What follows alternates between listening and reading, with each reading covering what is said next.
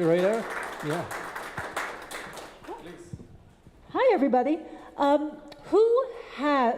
has not been to Poster House before? Wow. Well, thank you for coming. Wait, you're lying. That was Mike King, who has had a show here. If you haven't been to Poster House before, Poster House is the first and only museum in the United States dedicated to the art and history of posters, which is why it's the perfect venue for this first symposium from the IVPDA. And how many of you know what the IVPDA is? Or how many of you don't know what the IVPDA is? Also lying, but you two, I believe. So the IVPDA is where anyone who wants to buy vintage posters should usually do like their first shop at, because it's a mark of authentication, of reassurance. You can trust the people that are members of the IVPDA because they all follow a certain code of ethics. And as you can see in this room alone, a lot of what Poster House purchases for its collection comes from IVPDA dealers. If I just go through the timeline, we've got the Charets came from Swan, the Capiello came from Galerie Un, Deux, Trois in Geneva, we've got the Campari from Mickey Ross, those two from Reinhold Brown, these from Ted Bahr at the Bahr Gallery, who is in the room. Yeah. And then we've bought directly from artists like Amos Kennedy or eBay. Less certainty there. But what I'm going to do today is go over every exhibition we have ever done since our founding in 2019. And there are about 45 of them, and I have 45 minutes. So my strategy is chaos. And if any of you have any questions while I'm rolling through these a mile a minute, raise your hand, because I will not be going back on any of the slides. So if you want to know something about a show that I'm featuring on the screen, speak as it happens or talk to me after. Just so you understand how we do shows here, we try to show as diverse an array of perspectives on posters as possible at any given time. So right now we have a show on Italian fascism from the 30s. We have a show on the national parks posters, also from the 1930s. So you get to see kind of this push-pull between how two different governments handled essentially propaganda at the exact same time. We have a show on the illustrator Molly Crabapple. So these are contemporary posters, many of which are political. And then downstairs in the hallway, we have a show on Peter Straussfeld, who was a German emigre who did these amazing hand-carved linoleum movie posters in the 1960s, so documenting kind of the avant-garde cinema of that time period. And the other thing to keep in mind when looking at our shows, they're not just beautiful, although many of them are. We look at posters as historic documents. So yes, they are decorative. Yes, they make our homes wonderful places. But they are also windows into these moments in history that may otherwise not be documented. So in Nico's presentation, there was the performance that was one night only. Without that poster, how would we ever know it happened? There are the concerts that happened in a small town, the products that only existed for 2 weeks before the company went bankrupt. Those are things that are noted in history only because of posters. And they also showcase things that don't make the footnotes in history books. So that's why I love them, and that's what we try to express in all of our shows, these windows into time periods that you would otherwise not know about. And they make history so much more digestible and relatable to people. So that's what I'm going to start with. So when we opened the exhibit, or we opened the museum rather, obviously I wanted to go with something that most people were familiar with. And even if you don't know Alfons Mucha's name, you know his work. Also, all the photos are going to be installation shots. Sorry, but you can look at the photos on any member of the IVPDA's website. It's better for you to see how we transform the gallery every time. And with this, our exhibition designer, Ola Baldic, wanted to make the exhibition installation feel as contemporary as Mucha's posters felt when people first saw them on the street. So it looks hyper-modern, which his posters were at that time. It was a shock to see something so different from everything else being made. So we talked about, we focused on Alfons Mucha because he's a household name in posters. And we paired that with Cyan, which nobody had heard of. And that is a East German duo who were some of the first designers to use Photoshop in poster advertising. And these things may look illegible and incomprehensible, but they are layered and deep and dynamic and very Bauhaus inspired. And I loved being able to show how two different designers, 100 years apart, were grappling with the implications of new technologies to them. So Photoshop versus like stone lithography. After that, in the upstairs gallery, did anyone see Baptized by Beefcake other than Nico? It was a wild exhibition. So these are hand-painted movie posters in Ghana, and they show up online all the time. They're very violent and extreme and exaggerated, and all the books in English on them were focusing on the elaborate excessive design elements and not about how they functioned. I had to go through these theologians who are analyzing them from a religious perspective and how they functioned during Pentecostal sermons in rural Ghana. So there's, again, that you're talking about how posters function in a society in ways that you didn't necessarily expect them to function. And downstairs, we had gotten a massive donation of posters from the Women's March, and at that time, our collections manager, Melissa Walker, curated a show talking about the symbolism in protest posters and how it's evolved since the turn of the 20th century up until the present day, and that these symbols still carry weight over time. Around this time, people kept coming to the museum and being like, we want more, you only have 2 galleries. And I said, okay, we can activate some unintended display spaces. So we activated the hallway downstairs where the Straussfield show is now. And this was like the cheap way to do it. I was like, what do we have that's framed? And it was all these public health posters that would, in 6 months' time, become very important. But these were just cute little posters from the Japan Red Cross Society on just basic public health. And then upstairs, as the world was closing down, we opened a show on Chinese posters, analyzing the history of Chinese economics through posters and how trade changed and fluctuated within the country. And then downstairs, I did a show on the Swiss grid, that very international style movement, and a wonderful collection given to us by Tom Strong for that show. Really loved it. Any questions so far? You can shout them out on shows. And then, because people kept saying they wanted more, we put walls up at the front of the museum and created this little bite-sized space. And when we reopened after the pandemic, I was like, the first person I want to work with is Amos Kennedy. He is a designer still making posters. He's based in Detroit right now. He has posters around the wall over there. I did a whole series of articles for Hyperallergic on him. He's an incredible poster designer who just floods Detroit and other cities with posters on all manner of issues and events, and talking about how letterpress is a means of influencing and controlling narratives for smaller communities that don't necessarily get the same type of printing budgets as Coca-Cola. Up here, we borrowed a show from the Wolfsonian, which is in Florida. If you haven't been, incredible design museum. And we borrowed a show on Julius Klinger. They were really generous in allowing us to change the wall labels to fit our template. So if you go through any of our shows, you will see that the wall labels are quite in-depth, but they're also broken down by bullet points because nobody has an attention span anymore. And rather than try to write a beautiful paragraph that flows together, it's much easier just to break it down to 4 little nuggets of why this poster is important, why you should care about it, and what it's telling you that the audience at that time would have already understood. Trying to be as transparent about a poster's original meaning is very important to us. So we were really excited to be able to bring that show from the Wolfsonian. And then downstairs, we worked with a gallery out in Aspen, Colorado, to focus on the posters that were done around the time of, oh my God, I'm totally blanking on the journalist, the gonzo journalism. Hunter S. Thompson, yes. So these are posters that were printed for in addition to his mayoral campaign, other issues that he was involved with in Aspen at that time. It was a really interesting show and allowed us to talk about contemporary politics in a very different way than we normally do, while also bringing in that tension between what is a poster and what is a print, because they are very different.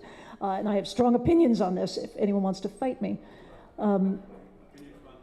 Oh, you want me to expand on what the difference between a poster and a print is?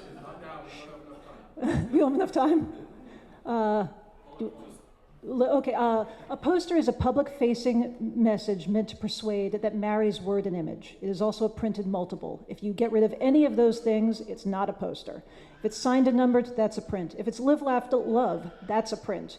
If it's not convincing you to buy, to vote, to attend, it's not a poster.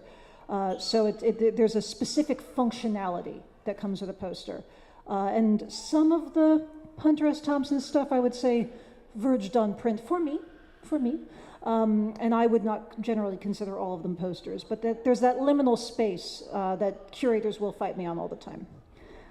This show actually, which again was at the very front of the museum, had a similar push-pull to it. So Vera List at Lincoln Center, she paid for a lot of posters to be made.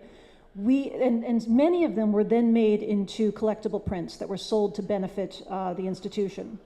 We only displayed the ones that were intended for public display, so the ones that appeared in the subway. If it was the limited edition fancy Warhol one, we didn't display the signed and numbered one. We displayed the one that was meant to be thrown away. Because the value part of the value for posters is that they aren't meant to survive. It is a small miracle that any of these things exist today. So whereas a print, like it's signed by Picasso, it's in a drawer, it's protected forever, and it's wonderful. These things are the detritus of commerce. So making sure that the ones we displayed here were actually the ones that were meant to be destroyed was very important to me. We also did a show on Pushpin, which I know all of you guys know. Everyone loves Milton Glaser, Seymour Quast, John Alcorn, all these wonderful designers that for this like amazing period of time were creating something so different from what the rest of the world was creating, and then influenced countless other designers around the world. This was a fantastic show to curate. It was also the show that proved that if you are a living artist and we do a show on you, you will most likely die. Milton Glaser died immediately. Well, sorry, Mike, you're next. Milton Glaser passed away like right as this show was being put up, and since then every show that's had a living designer has passed away during the show. So there's a small poster house curse. And then downstairs we did this show on blaxploitation movie posters with the writer Adam Howard. It was fantastic. I love the ability to add sound into it, how these posters functioned and how the films functioned in creating a like black narrative within Hollywood at that time. And then the hallway, a show that I'm like half and half on this show. Not my favorite. Leroy Neiman's not my guy, but a show on how he really focused on music posters, mostly jazz, and sporting events, like mostly boxing, and how he kind of defined that like men's sports den aesthetic of that period. And then I found out that he is the most collected artist in the world at the time that this show was up. I was like, that is so weird, because I don't get it, but I'm glad that we did the show. And then upstairs, another highly collectible artist, Peter Max. We did a show just focusing briefly on his advertising posters, again, not his prints, but that kind of cosmic, pseudo-psychedelic euphoria that he brought to design. And we also got to work with his daughter, which was really lovely. And then my favorite show. This show happened by accident. A show got canceled, and that's what happens at museums. Sometimes there are amazing things that happen when the unexpected occurs. And my boss at the time was like, what can you put together in 3 months? I said, well, I have a master's dissertation I can put back up into space, except that if you're writing about Soviet Russia, the information changes every decade. So the things that were true when I was doing my master's are no longer true.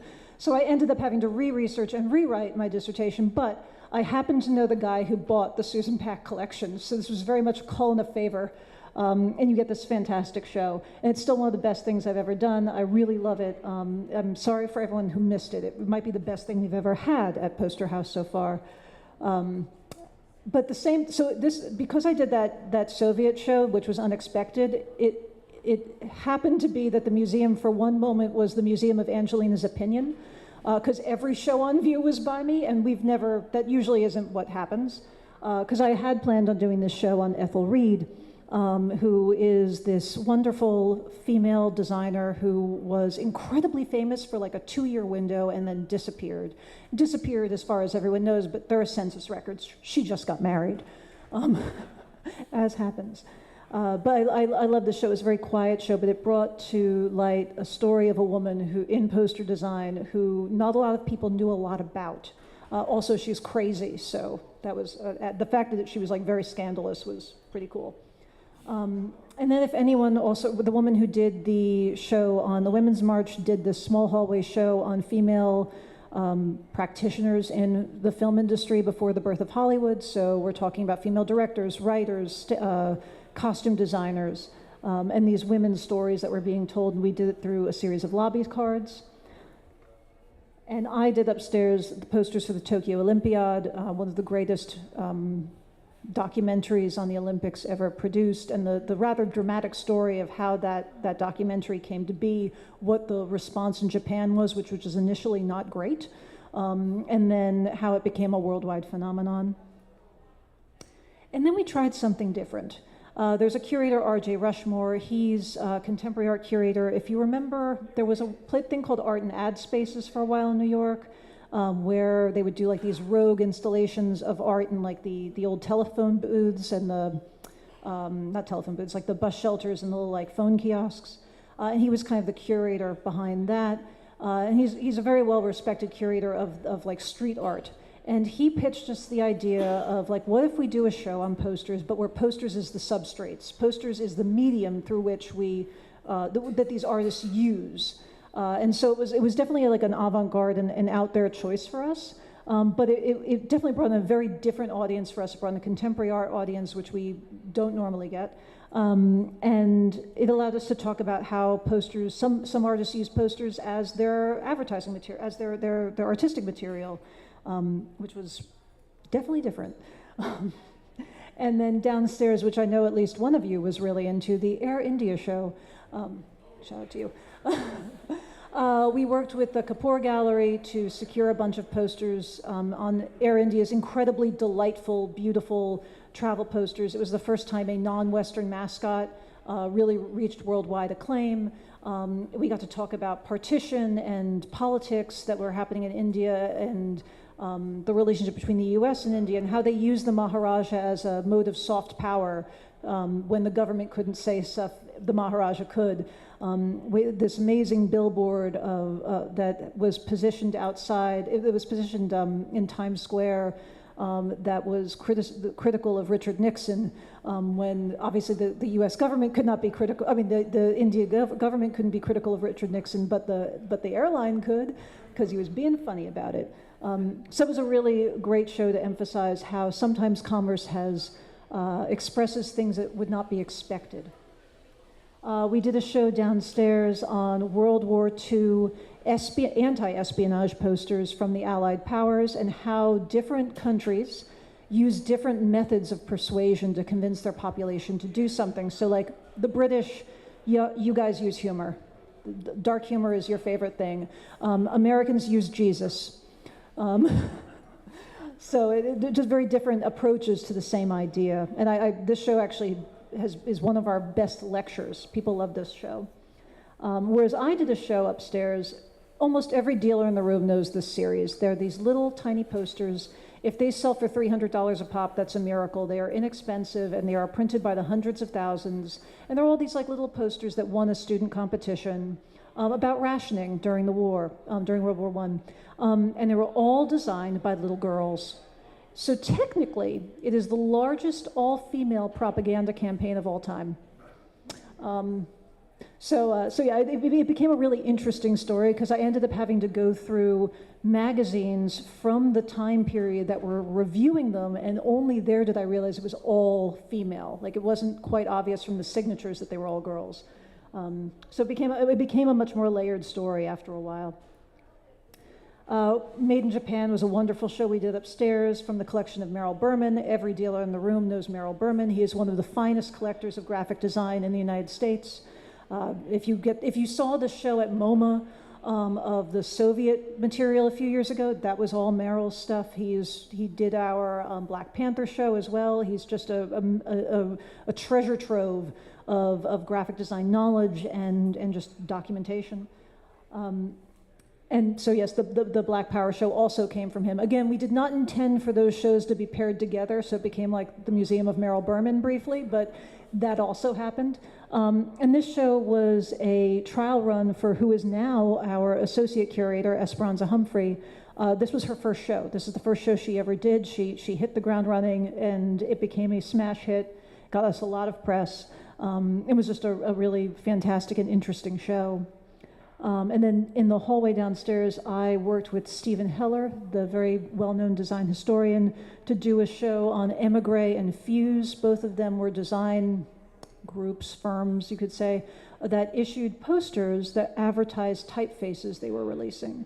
So it got us to talk about the role of type and how type is incredibly important to poster history. I'm not a typographic historian, that's not my area of expertise, but damn is it nerdy. And the type people that really locked onto this were a wild bunch. And then upstairs, to kind of complement that, we did contemporary typeface posters by women. Again, these are posters that are functional. They are sent out, they are used to advertise a typeface, usually to design firms who then hang them in their office, and then they think about buying some sort of typeface.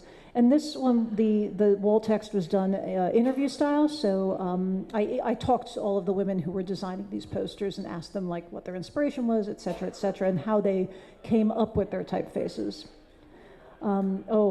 This may challenge the Soviet show as one of my favorites, but it was a wonderful Art Deco show.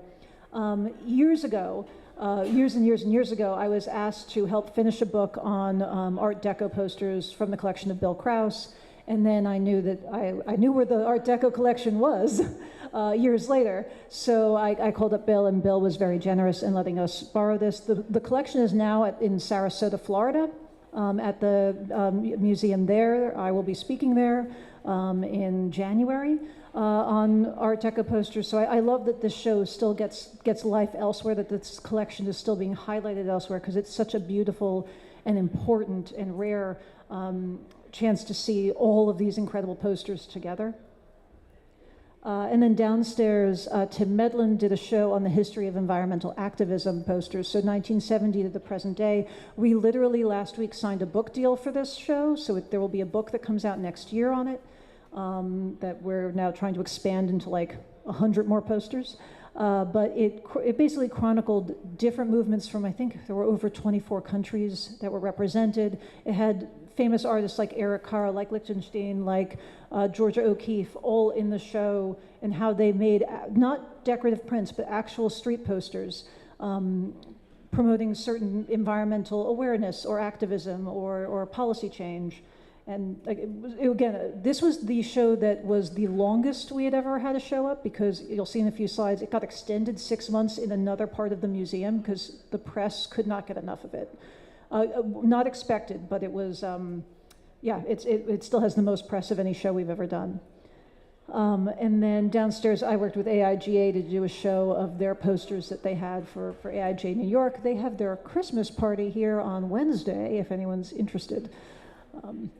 And then upstairs, we got this wonderful donation from Gail Anderson. I think many of you know the designer Gail Anderson. She gave us these street posters for India's sandalwood film industry. So it's a part of, most of these are in Southern Indian dialects, and they're not just one language. There are multiple languages on these posters, and they're advertising films, and they're not the official posters. They're the knockoff posters that people use to still advertise the films at smaller cinemas around India. But the makers of these posters don't exist anymore. So like I think these were done maybe in 2001, and they no longer are made at all. So it's documenting a style of poster and a genre that no longer exists, but that has existed in the recent past. And then, if you all remember the speaker earlier, Nicholas Lowry, he curated this exhibition on advertising, the history of advertising in New York City. It was a fantastic show. The opening wall was neon. And you can talk to Nico all you want afterward about it, but it was a really, really beautiful show. It got us to bring in so many classic New York designs that resonated with so many people. And then downstairs, I did this show on Dawn Bailey. If you don't know Dawn Bailey, you do know Dawn Bailey, because she has made basically every great movie poster you've ever heard of. Her first poster when she was 21 was for Dirty Dancing. And if the first thing you do is Dirty Dancing, that's a good sign. She also did Silence of the Lambs, Little Miss Sunshine, everything for Wes Anderson. And actually, like little treat, Chelsea Market asked to borrow the show. So if you haven't seen the show, it is currently on view at Chelsea Market in a disused shop space. But the whole show's there. I'm giving tours sometime in January, and Dawn will be with me at some point as well. But if you haven't seen that show, please go see it because it is very fun. And again, the public really like it because it's film, and film is the easiest way to get into posters. And then, the continuation of the environmental show. Then upstairs, Adam Howard, who did the Blaxploitation show, also did a show on Attica and the protest posters that were released around that. Again, these are little snapshot shows, so they aren't meant to be exhaustive looks at history, but give you a little nugget, something to latch onto. And then we did a show on Nike. Again, this is something so out of my comfort zone. I am a pre-1950s kind of gal. But again, the Nike show brought sports fans to the museum. It's about stretching how posters like resonate with people. A lot of the dealers in this room focus on the classics, which is what I love, which is what I focus on, but younger people want something a little different. It can't be charade all the time. And this was a way to really bring in a different audience who had a great appreciation for the kind of kitsch of the 80s and 90s. But I got to do this, which, well, Adam did the Nike show. I got to do, the wall in there can turn and create a little jewel box gallery at the end. So I did a show on Boris Buchan and these beautiful 6-sheet advertising posters for the Split, for the theater in Split in what is now Croatia. These posters are just amazing. They're just so big and beautiful, and how they were advertising operas or ballets is just wild, but also Ola's design, just making the room like a literal jewel box was fantastic. And then downstairs I did a show on Lester Beale, and the story of how America was electrified. Again, we're using posters as documents to teach history, so this is all about coming out of the Depression. And then Michael Beirut, one of the most famous living designers, did a show with us on the Munich 1972 Olympics and how that graphic design program was created and then used, and it is still the most famous Olympic graphic collection ever. And if anyone wants to fight me on that, they can. I know that some people like the Mexican one better, but that's a later show. And then Tim, who did the environmental show, did a lovely exhibition from the Hall Foundation. If you don't know the Hall Foundation, they have a museum in Vermont, they have a museum in somewhere in Germany, and in Florida, and they had a collection of London Underground posters. Most of them were for boat races because Andy raced at, I'm going to say Cambridge, but it could have been Oxford, one of them. Again, it was just talking about how, because it was Tim and his previous show had been about environmentalism, he was using them to talk about how the subway was developed as a means of escaping pollution in London, because it was known obviously as the smoke at the time, and that this was a way to get urban people to go out to the countryside and experience nature. And then the show that just closed in the main gallery was Fallout: Atoms for War and Peace, talking about the development of nuclear technology and the reaction from the public over the course of 50 years. I really want this show to tour so badly because I think it's such an urgent and timely message. And you have the classic posters of General Dynamics, which all of the poster historians know, and then the grassroots posters that are much more gritty and less conventionally good design, but just so immediate in their messaging. And then downstairs we did a show on Lorenzo Homar from his family's archive. They donated everything to us. And then we may or may not have the artist in the room with us right now, but the show on Mike King, the world's most prolific gig poster artist. But if you've been to a concert, you've seen Mike King's work. He's done everybody's concert poster. So it was a true delight to be able to show over 100 posters designed by Mike King since the 70s? 70s. Not in that show, but yes. 80s. And then Esperanza did a show on the Subway Sun, so where to go within the city. if you lived here and were on the subway, like how to use the subway better. And then obviously, if you go downstairs, you'll see the show on Dorothy Waugh. If you go in there, you'll see a show on fascism. Molly Crabapple and Peter Strausfeld are also in the hallways. But then what most of you may not know, actually all the dealers know this, because every January 3rd, they get an email from me saying, these are the 100 things I need this year, and my budget will be spent by March 1st. So it's a big spending week for me, but I send them like a list of these are the things we're doing, and I plan shows 7 years out. I know what I'm doing when I die.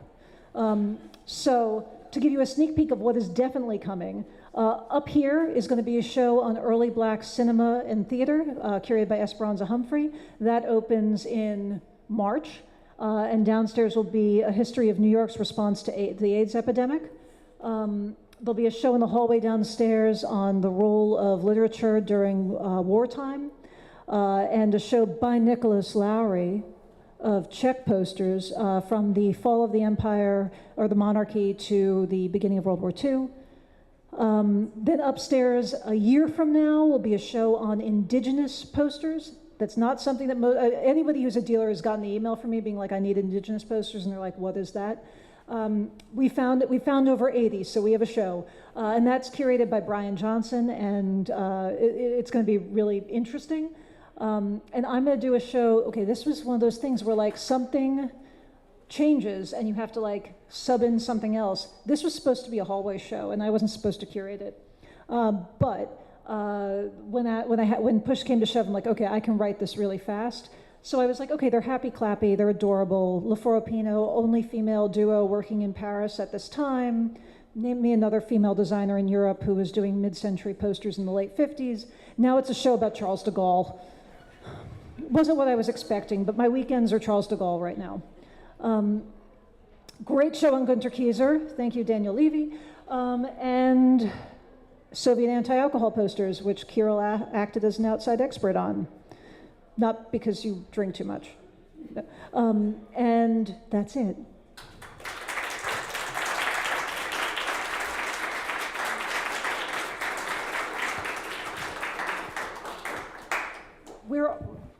Okay, we have like 5 minutes. Okay, does anyone have any questions about the 45 shows I just laid on you? Or any questions about what's coming? I mean, I only gave you the year in advance. I've got 7 years. Any questions at all? Yeah, oh God, yes. What are some of like the audiences or demographics that you feel like you haven't tapped into yet, and how would you sort of bring those people in? That's a great question and a challenging question. So for the viewers at home, he asked about demographics and how we bring them in. So like I said at the beginning, at any given time, we try to show, like, you come for one thing and you stay for the other thing. Like with MUCA, everyone came for MUCA, and they were like, oh, science, really cool. I think right now people are coming for the fascism show and then realizing that Dorothy Waugh is just this beautiful, voluptuous, like great American designer. As far as tapping in new audiences, we've tried that with things like the Mass Vigilante show, which brought in people who use posters as the artistic medium. The Nike show is definitely like, we're trying to bring in men, younger men. It's got to be sports. Like, that's all we got. Unless I did a video game poster show, which I have my standards, and I will not do that. Yeah, it's difficult. I think that, but I see that the audience, if you come here on a Friday, which every Friday is free, if you come here on a Friday, the fact that the average age of people here is younger than me, that is so encouraging. Because for a long time I was the youngest person in the poster world. And to see that that is no longer the case is wonderful. So yeah. Yes? What was the exhibition which was the most difficult to curate as far as finding all the posters? I mean, honestly, the indigenous show coming up, finding quality posters was really hard because it's such a niche and it's such an underexplored niche. Like, we ended up working with the IAIA out in Santa Fe, but it became the curator having to really go out and find that stuff. I am not a Native American historian. Like, for something that is so outside of my comfort zone or area of expertise, we hire somebody who does have that as their area of expertise. But I know that show is very challenging. We haven't had a show yet where it's been impossible, but I think because I have that runway of 5 to 7 years, I emailed dealers like you, and I'm like, who has this? And if it's crickets, we pivot. So giving yourself that kind of time period allows you to make changes if the idea doesn't work. Yes? One of the things that always hits me as making Poster House different are what you do with the walls of the rooms. Yes. Would you talk a little bit about how that gets done, who does it, Oh, how yes. it's done? So for the viewers at home, because Jillian's looking at me, he asked about how the exhibition design comes into play. So we have an amazing exhibition design team in general, but the head of that is a woman named Ola Baldic. And Ola is brilliant. Her goal every show is to make the exhibition be as exciting as the posters, and to also present the posters in a way that makes them feel contemporary, because they were contemporary when they were on the street. So making it not feel like you're in like an antique store. Like, it has to be meaningful, it has to resonate with people. And also, we're a graphic design museum, so making a show very graphic, you're not going to see a white wall show here. And then I guess finally there's always the kid who's dragged here by their mom who doesn't want to be there, but if you have a 7-foot-tall photograph behind the posters, they might get drawn into that. We also have pull quotes on the wall, like usually maybe in a show like that's the size of the one in the big gallery, 5 to 7 quotes. And if you don't read the wall text, if you just read those quotes, you'll get a sense of what it's about, and that may make you want to read more. So it's about enticing people through small phrases, really, really dynamic visuals to get them to be more invested in what they're seeing. Yes? I'm curious to know, like, what is your vision on the future of posters, or like even in the present, because it feels like they're no longer in the streets, so it's either billboards or digital. So yes, the role of digital, like video killed the radio star, digital killed the poster. But there is hope. No matter how many digital screens the MTA puts in their subway system, we still advertise in the paper posters. But there are designers out there still making posters on the street. Most of it's going to be in the protest space. So like Winston Sang, prolific contemporary poster designer who mostly does really, really high-end protest work. We collect his work. Mike King is still making posters, and he's 2 rows behind you. There are still really, really high-quality posters being made. The Molly Crabapple Show, all of those are posters on the street. So it's not going to be stuff necessarily for Coca-Cola anymore. It'll be for different things, but I think there is still a desire for the tangible and a desire for the non-digital. Because if I'm in a room and I see it, like if I'm in the taxi and the TV's going, my like personal pop-up window goes up and it's off. But if it's a static image, if it's just like an actual visual, I am more likely to engage with it because that's more appealing to me and my eye. I think a lot of you probably feel the same way. So I think there is still hope. Yeah. Yes. Has the establishment of Poster House, like, to your knowledge, expanded the collector base or increased prices or had any feedback just with what's for sale? The question was, has Poster House helped the poster market? I think that's a question for all the dealers in the room, not for me. But I hope so.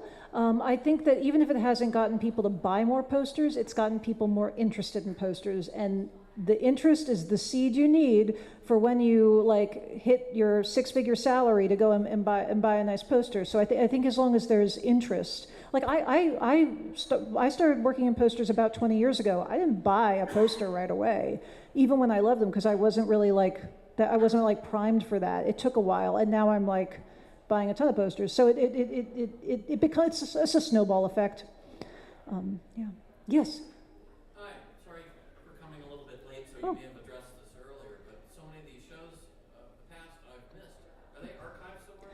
Oh, yes. So if you go on our website and you go to the exhibitions tab, every show I showed, the PDF, so if you go on the landing page of any of those shows, in the lower right, there'll be something that says archived PDF download. You can download the complete wall text, images of every poster in that show, and installation exhibits, and links to any press that covered that exhibition. So it's a full PDF package. It is like archivist stream. And the goal is that, like, what I hate is going to places like, I'm not going to name names, but it rhymes with Schmoma. And they don't have, like, you go to look up something in their archive and it's not, there's no photo, there's no info, there's no nothing.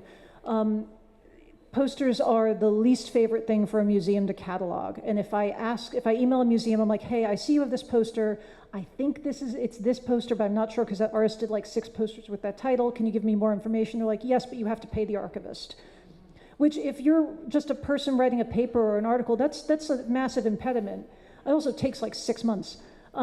So making sure that our collection is fully digitized is very important to me. And we just launched the eMuseum website on our website, which has 15,000 posters on it.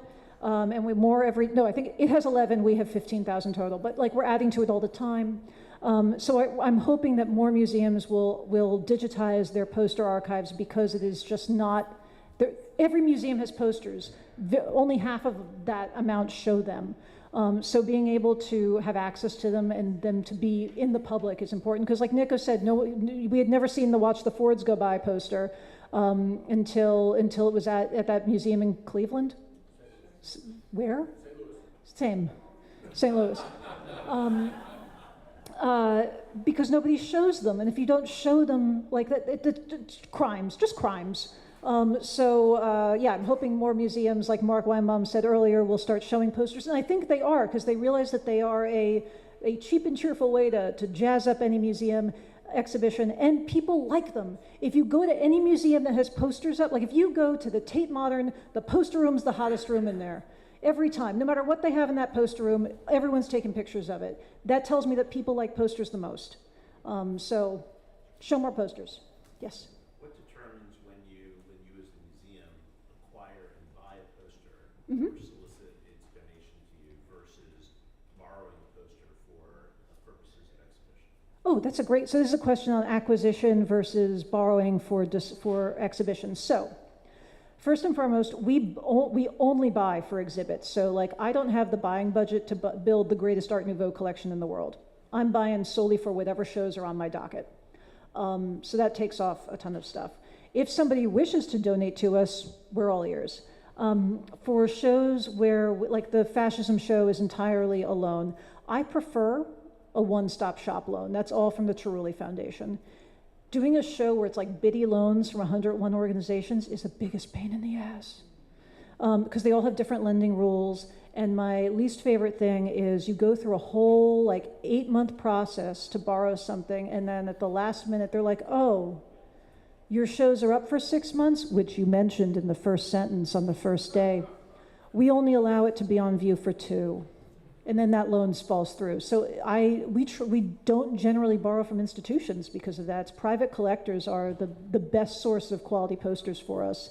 We also, the lending fees, like I will not name the institution, but we wanted to borrow something for the Japanese show.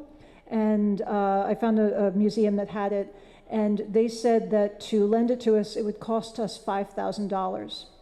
Because it needed a custom crate. It's a piece of paper. It did not need a custom crate. But it was available on eBay for $300. So eBay won my sale that day. If the institution makes the hurdle to get a poster that like obscenely ridiculous, like why? And especially when there are so many dealers who you can buy the stuff from for very reasonable money.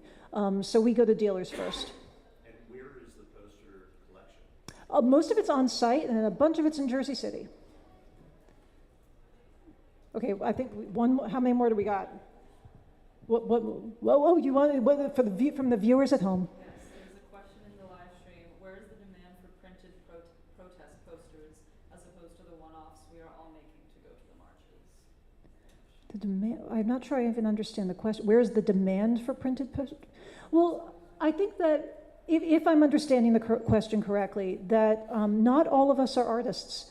And sometimes you just want a good graphic at a protest. So a lot of the print-on-demand posters that are online or like well-designed protest posters are just... Also, there is a power in the repeated image. If you see just somebody's scrawled sign that says something, that doesn't really like have as much weight as like image after image after image of that same figure, that same motif over and over again, like projecting a unified public message. And I think unity in protest posters is actually quite important because it amplifies a message and makes it stronger. So I hope that's what you were asking. I have no idea. Wish you were here. Anything else? I think the last, yes. So for the future, what do you do if you're Yes. And you see a bunch of posters up plastered on like construction wood that you think might in the future be part of good to have for as part of an exhibit. What do you think? What do you do? I mean, I have walking home drunk at night and taken posters off the wall that have been in exhibitions at this museum. The environmental show benefited from me having a pocket knife. So yes, we do take if it's a memorial or something like that, I would never want to interfere with something that's still functioning and serving a purpose. But if it's for an event that has happened and it's going to just be taken by like the trash collectors, and then you send it off to a restorer like Lee Malazzo in Connecticut, and they linen back it for you, and then it's lovely. Getting the wood when the construction's over. Maybe. I mean, we definitely did use post-no bills walls in a show once that we took off the street. But I am not, I think that might be like city property. So I'm not confirming or denying that happened. All right, I think that's everything. I'm here all day. Yay. Thank you so much. Thank you, Angelina. It's a great program here, and I urge you all to support the Poster House by coming here and also maybe donating. And now we have a next speaker, Ted Bahr.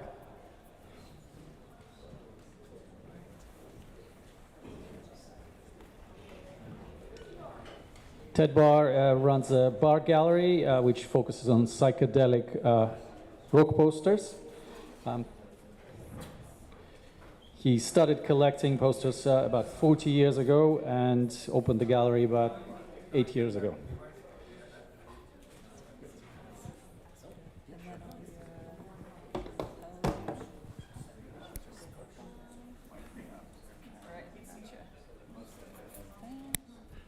So I'm going to use this.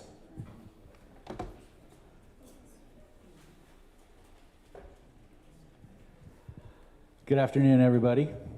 I'm here to talk just about a very small but influential slice of the poster movement in general, and that is the music posters made in the late 1960s advertising concerts in San Francisco. So the psychedelic poster movement, really the elements of it. Hold on one sec.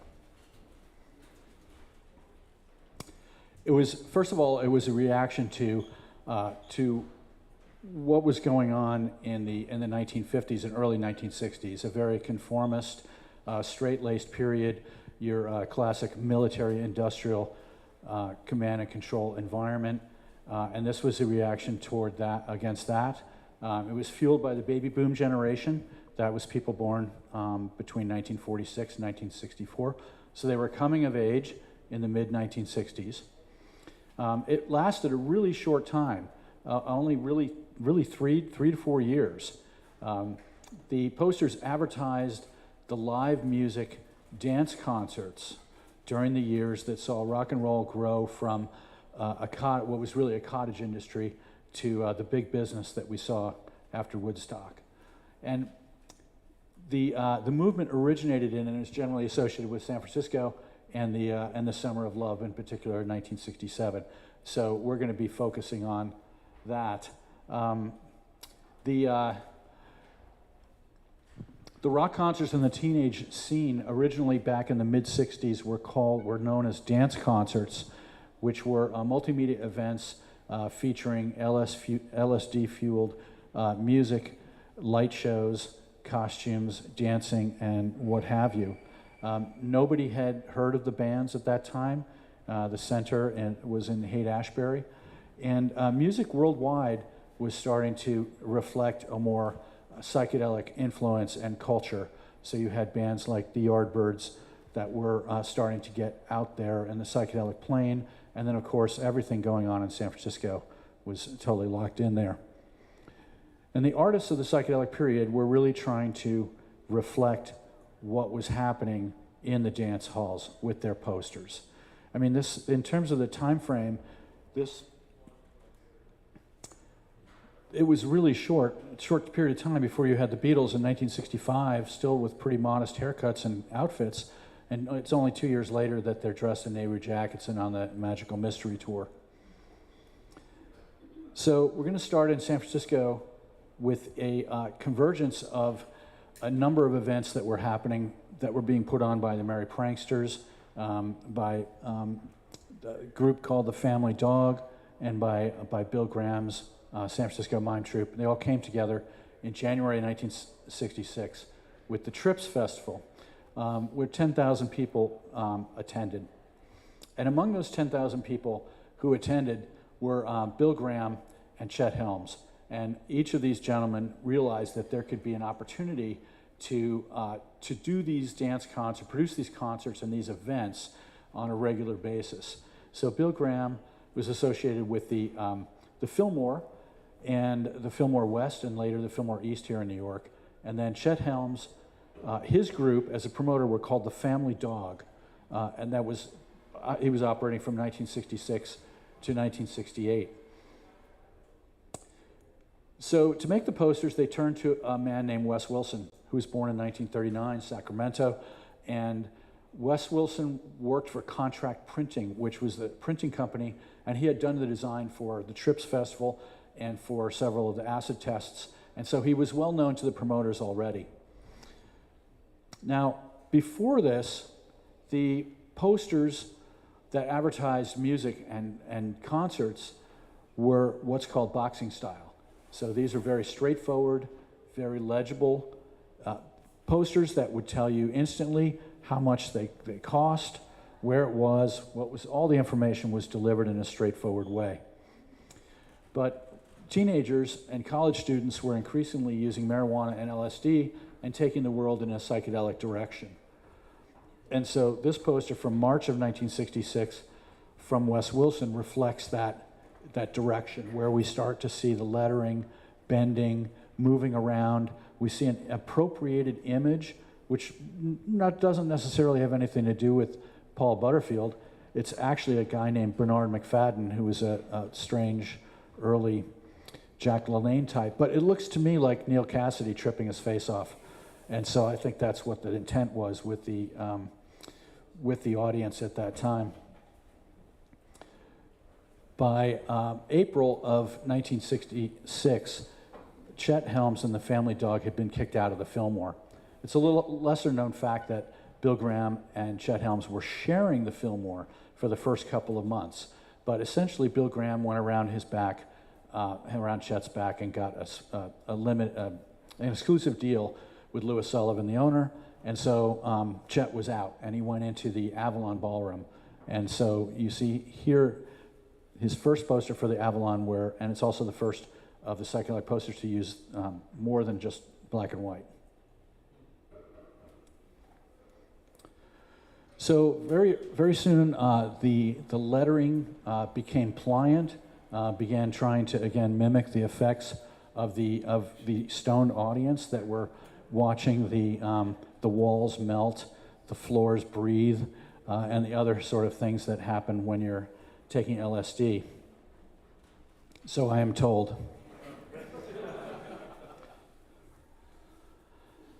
And so we see here in 1966, this is a terrific appropriation of image by Wes Wilson, kind of representing a band called the Grateful Dead. They had just moved up from LA. Nobody really knew who they were. And this is a Jose Posada skeleton, Day of the Dead type of image. First time a skeleton was associated with the Grateful Dead. And again, you see the lettering moving around and trying to fill the whole space, which is kind of what happens with LSD. Your entire space is filled. And so the posters were again mimicking that. Another way they mimicked the experience was with very bright colors that tended to clash. They were not really friends of Joseph Albers and his color theory. And so it made it a hardship on you. In July 1966, came this poster, which Wes Wilson considered to be really the first truly psychedelic poster.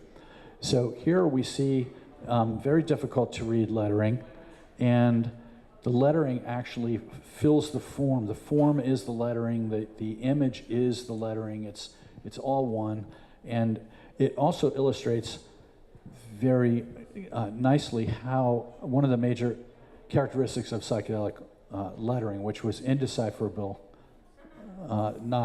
instead of the straightforward boxing style poster, you have exactly the opposite in terms of challenging you to read the poster.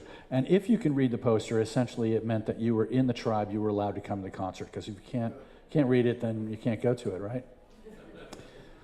So the major influence on the psychedelic poster artists was Art Nouveau, and it wasn't an accident. One of the things that was going on historically was that there was a rediscovery of Art Nouveau in the 1960s. It started with a 1959 Jugendstil exhibition at MoMA, and then we had Mucha was rediscovered in 1963 at the Grosvenor Gallery in London, at a traveling exhibition. MoMA, again, turn of the century Vienna in 1965, and a Beardsley exhibition at the Victoria and Albert Museum in 1966. And this also made its way out to San Francisco with the Jugendstil and Expressionism in German Posters exhibition at the University of, at Berkeley's Art Museum. So that was going on as a background. And then in terms of the artistic elements of Art Nouveau that attracted these poster artists, first of all, the swirling, organic shapes and movement of Art Nouveau reflected the melting and pulsating and breathing character of the world when one is taking LSD. But then also, after decades of modernism and abstract expressionism, the psychedelic culture embraced ornament and the mystical, nature-driven elements of Art Nouveau's original rejection of industrialization. And actually, I'm working on a documentary on this period and on these artists and this art, and in talking to the artists, several of them specifically mentioned their hatred of abstract expressionism and the fact that when they came out of art school that this was what you had to do, and they were rejecting that. Mucha's sensual nude imagery reflected and echoed the area's sexual revolution that was going on. And then finally, the ornate lettering and curving typography in Art Nouveau style became a template for that psychedelic melting typeface. So here we have the on the left we have the cover of the exhibition catalog in 1965 that Wes Wilson went to and was influenced by. He was particularly taken by this poster in the middle, which is 1902 Vienna Secession, which is the Vienna version of Art Nouveau, and particularly the lettering that Alfred Roller, the artist, created here all the way on the right. And you'll see that Wes Wilson quickly began experimenting with that typeface, and this was August of 1966. And you can see here, this is sort of the classic psychedelic lettering. Often when one thinks of psychedelic lettering style, they think of this Wes Wilson typeface adapted from Alfred Roller. Also in this poster, you see this sort of wheat ear type of very Art Nouveau or Beardsley style ornament around the poster. This poster was done in Labor Day, 1966, and you see a woman turning. Her hair is framing the entire lettering. This is the first time that Wes Wilson would use a nude in his posters, and it would definitely not be his last. In October 1966, he produced what's one of the most iconic posters from the psychedelic poster movement, and it's called The Sound. And this was October 1966. He was advertising 2 weeks of shows, so he decided to sort of give it a title. And the sound was what was driving the whole experience. The sound was at the beat of it all. And that San Francisco sound, very distinctive, Farsi fa organ and searing electric guitar. In any case, you have a nude here who is strong, Art Nouveau style, strong woman confident in herself, dancing blissfully, and essentially inviting you, the viewer, to join in the experience. Now, speaking of the experience, this poster is another one of Wes Wilson's masterpieces from February of '67. And essentially, these posters, Wilson embraced the words of Marshall McLuhan, whose book was very popular at that time, and that is that the medium is the message. And so, in this case, what these posters were doing was, they were not trying to communicate legibly and quickly and easily. They were communicating an experience. If you went to this event, you were going to get more than just Otis Rush and the Grateful Dead. You were going to get this whole psychedelic experience, and that's really what was being advertised here. There's another example here from March 1967, and again, the appropriation of images is, that may have absolutely nothing to do with what's being advertised. It's one of the hallmarks of the psychedelic style. Here we have totem pole from the Pacific Northwest motif, and again, that exquisite psychedelic lettering. This is perhaps Wilson's Sistine Chapel moment. He considers his finest poster ever. April 1967. It's advertising the birds, and you have this incredible chiastic cross between the lettering and the integration with the image. And of course, the image is peacocks. Did I say Art Nouveau? So now, there was a problem that was going on for the artists, and that was that they were hired on a work-for-hire basis. So they didn't own the copyrights to the work after it was printed.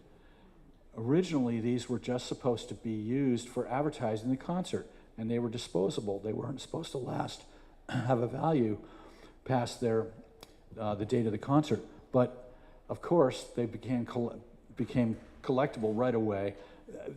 I literally, in years of working on this documentary, I cannot find a photograph that has a psychedelic poster on a telephone pole. Everybody that was there will tell you that they were on poles everywhere, but you cannot find them, and that's because they were torn off the walls. They were too beautiful. So Wes Wilson was really battling with Bill Graham, the promoter, about royalties or about some sort of revenue sharing deal or being paid more up front for the poster, because the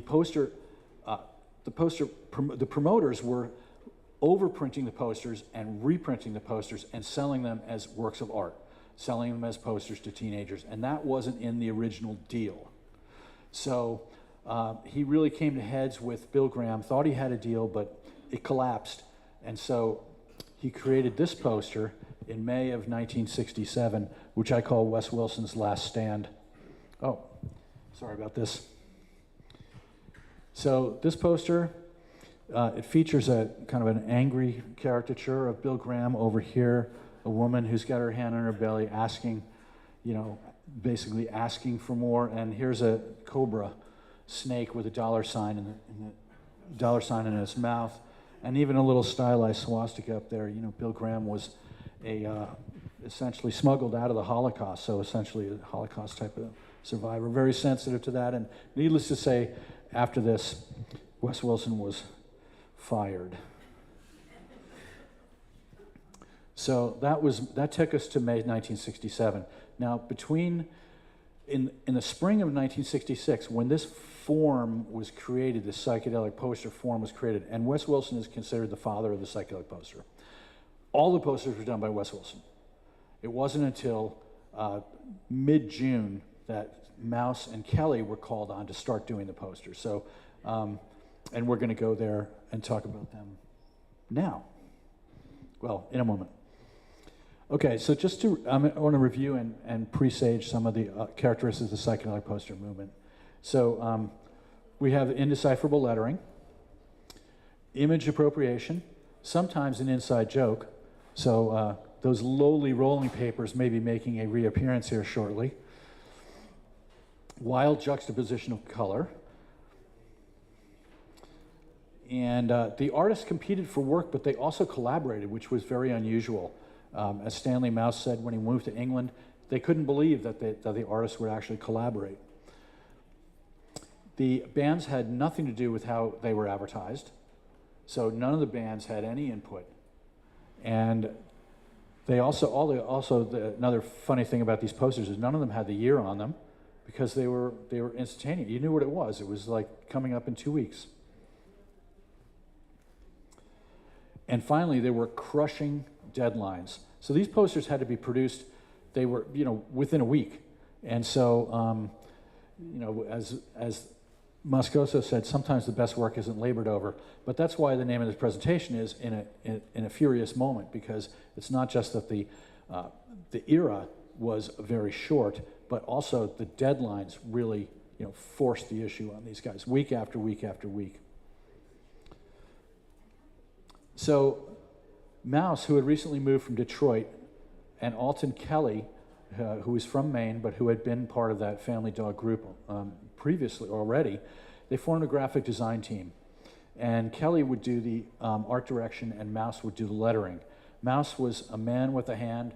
He was seething with talent, having done over 10,000 silkscreen T-shirts in Detroit, starting in 1959. He was 26 when he got to San Francisco in 1966. So he was an accomplished airbrusher. And this was the era with the hot rod art and weirdo art, as Mouse put it.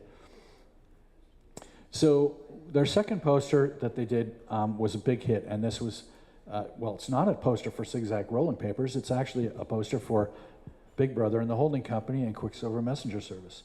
But it mimicked the Zigzag poster, and then in lettering at the bottom they said, "What you don't know about copying and duplicating won't hurt you." But this was, of course, a knowing wink to the stoned audience. It's like they knew what it was. This wasn't smoking. This wasn't cigarettes they were advertising or referring to. It was pot. So, and Zigzag, they were very worried that they actually left town because they thought they were going to get busted first by the police and then by Zigzag.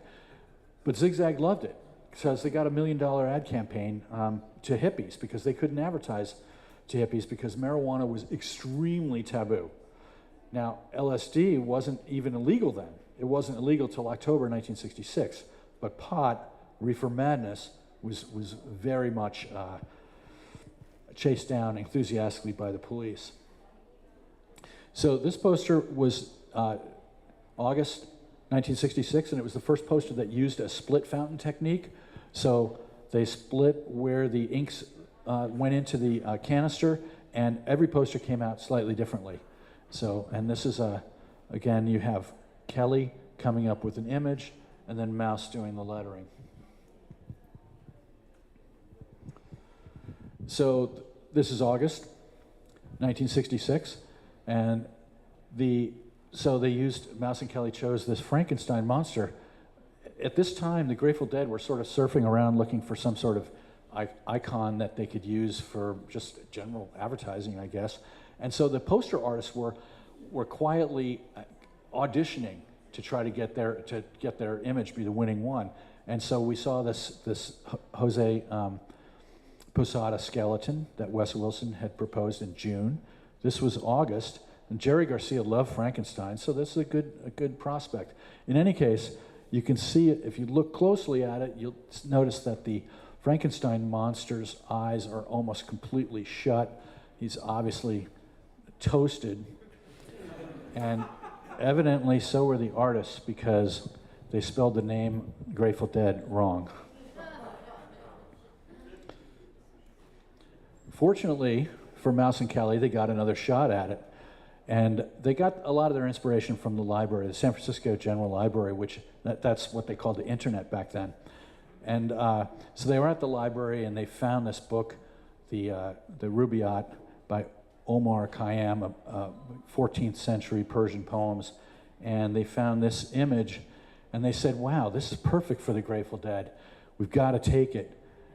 And since they couldn't take it out of the library because it was in the rare books room, Kelly took out his penknife that he then lent to Angelina, and took his penknife out and took the image out, and brought it home, and that's how we got the famous Skeleton and Roses poster from September of 1966.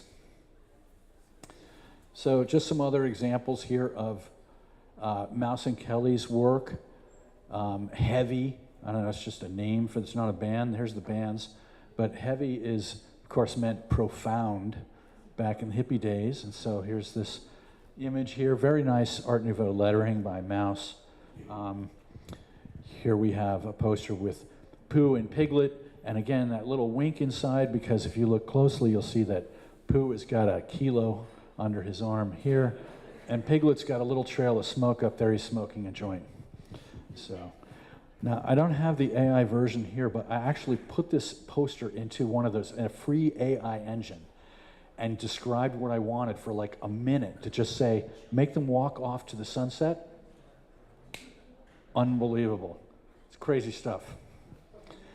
Anyway, so yeah, so when Mouse discovered Mucha, he basically said, I felt I was channeling him. He felt I was Mucha at that time. And so you can see the influence again of Art Nouveau directly from Mouse and Kelly as this quotation of the Job rolling paper poster that we just saw. They've hyped up her colors. She's purple and green, and evidently the contents of her cigarette is no longer tobacco. So just as an aside, these posters were all machine lithographs. That none of them used Day-Glo ink, no neon ink. It was just standard CMKY, and a lot of technique. But anyway, so these are the tin plates here showing the poster in production. And again, another Art Nouveau inspired poster by Mouse and Kelly. This one, that's La Samartine by Mucha, and here's the Mouse's quotation of it. And so that's Mouse and Kelly.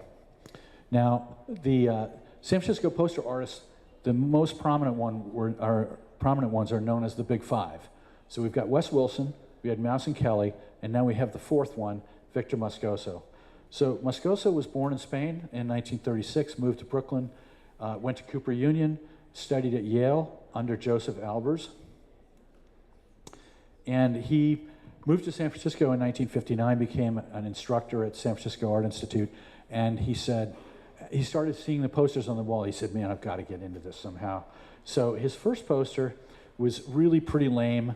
This is it from June of 1966. And he basically said, I don't know what I'm doing here. I was taught to make lettering legible. I was taught not to use clashing colors. I was taught to make images relevant. And so he just waited, and he said he watched for 5 months as Mouse and Kelly and Wilson kept coming out with posters, bing, bing, bing. They kept getting better and better. He said, I've got to get involved here. So finally, in December of 1966, he did his first truly psychedelic poster. So to quote Victor, he said, that was it. Boom, the doors opened up and I walked out onto Ebbets Field as one of the players. Finally, I got on the train. Now, all I had to do was to catch up with the others. So, well, catch up he would. This is another poster from December 1966, Hippie Santa, and you can see the green and the red are starting to clash there, create a vibrating effect with the eye. And then in January, so Moscoso was more of a professional artist, I'd say, than the others, and he realized that the promoters were keeping the copyright. So he went to a small club called the Matrix, and he said, I'll do the posters for you for free if you let me keep the copyright. I'll do 200 posters, you get 200, and I'm gonna take 1,500, 1,000, whatever I print, and I get to sell those. So they said, awesome. Are you kidding? Free advertising by Victor Moscoso? We'll take it.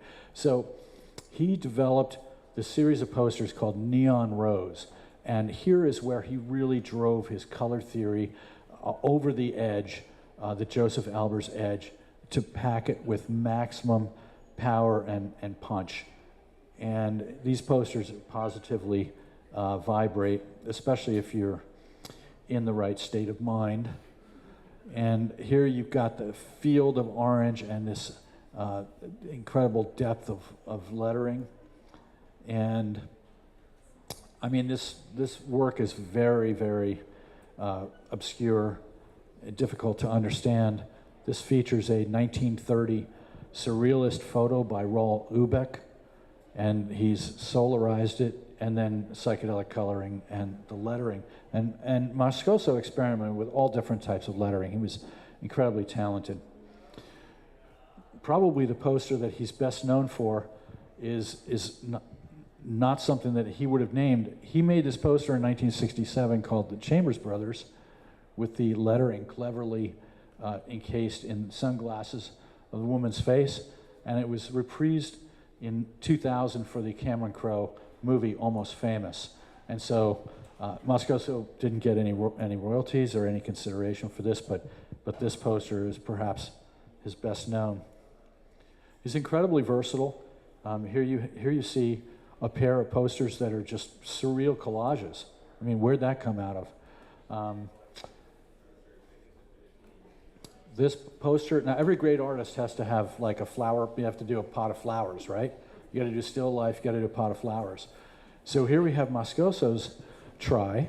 All the lettering is very cleverly disguised in among the flowers, and something else is disguised there as well. If you take a look at the vase and turn it upside down, you'll see that it's a woman's face. You can see the woman's face, right? All right. And finally, another Moscoso here. Again, the Art Nouveau theory, the peacock. The Quicksilver Messenger Service is up there. This, you've got lettering in here, you've got lettering there, you've got lettering, it says Peacock Ball across the bottom. I mean, it was very elaborate work. And another classic by Moscoso, where you've got this woman dancing joyously, uninhibited, behind what is, I don't know, is this James Bond or is this a blinds, Venetian blinds? Very difficult lettering.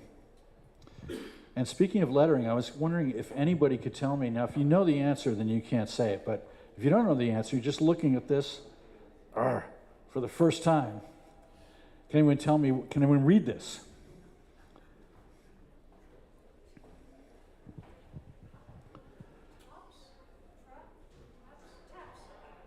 Well, here's the trick. This is called reverse space lettering. And so you've got these red objects are not the letters. They're the space between the letters. So if you look here, you see a T, an R, a P, and an S, TRIPS, which is stands for the Rock Poster Society. But in any case, this is an example of the type of lettering that the poster artists, Victor Moscoso in particular, but all the poster artists use from time to time, which is just extremely difficult to understand. Moscoso also pioneered the posters that were animated if you showed different colored lights on them. And so you'll see here that the poster begins to fly. And you can also see the reverse space lettering here. See when it's in red? I can't read that. In black, I can read. It says Steve Miller Band. So there we have a flying poster. Now, the first time that happened, he was told this by a friend. He said, you know, I had the poster in my apartment, and the lights were going on and off, and I could see that the wings were moving. She's flying. And it was said that this was the last time that Victor Moscoso did this by accident. So there we have Victor Moscoso. And the fifth member of the Big Five is Rick Griffin. So he was born in Southern California in 1944, and he was a surfer who was also deeply influenced by exposure to Native American, Egyptian, and other classic ancient cultures that would be later reflected in his psychedelic posters. At first, Griffin had a very sort of sketchy, illustrative style, and very much focused on this family dog attempt to recapture the essence of the West, So the West had been appropriated by the John Wayne, the image of John Wayne, cowboys and Indians, that sort of thing. And so the hippies, in particular Chet Helms, were trying to redefine the West, this sort of a psychedelic cowboy type of Wild West. So the lettering here is very difficult to read, but it looks like it's on a poster for, you know, the railroad coming to town, or, you know, a wanted poster, or some sort of saloon poster for San Francisco. And we have specifically Gold Rush, gold, i.e., like, you know, Colombian gold, Sutter's Mill, again, Western San Francisco imagery. He's actually, if you notice, the miner's got a couple of gold bricks here. They're not gold bars. They are tied up with string. So,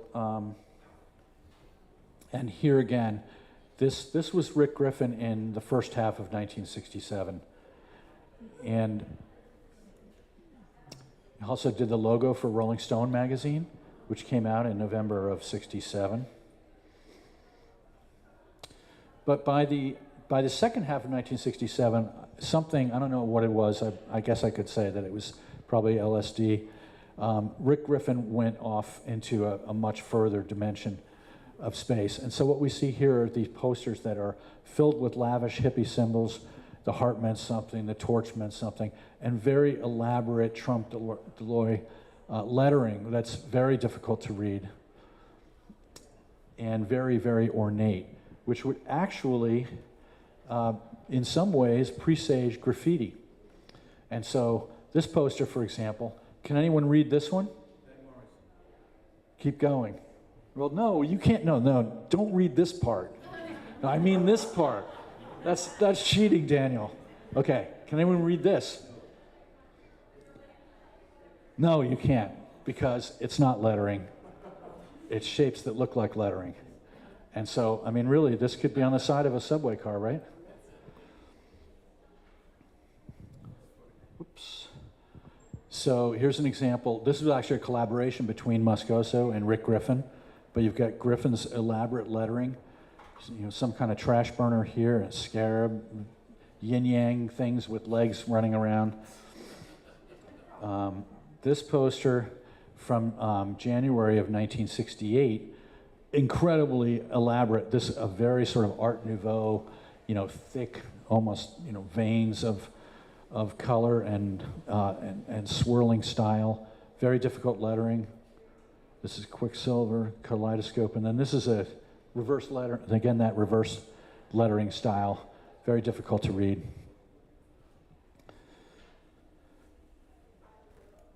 And then in February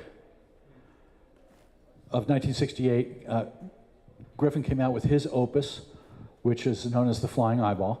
And so this ferocious image of an eye coming through a portal. I mean, Rick Griffin had almost lost his eye when he was a teenager or late teenager, and so it had symbolic meaning to him. And you've got a skull and a serpent, flames, all this sort of stuff. And generally, it's considered to be the eye of God peering through at man. And he's basically, Griffin was wrestling with a lot of very carnal, realistic, you know, themes of sex and death and things like that. This is Oxymoxa in January of 1969. This poster for the Grateful Dead floored them. They asked him if he could repurpose it for their third album cover, which is where it gets its name, Oxymoxa. But if you were to look at this closely, you would see that this is a sun, but the rays of the sun are actually little sperm. And there are all sorts of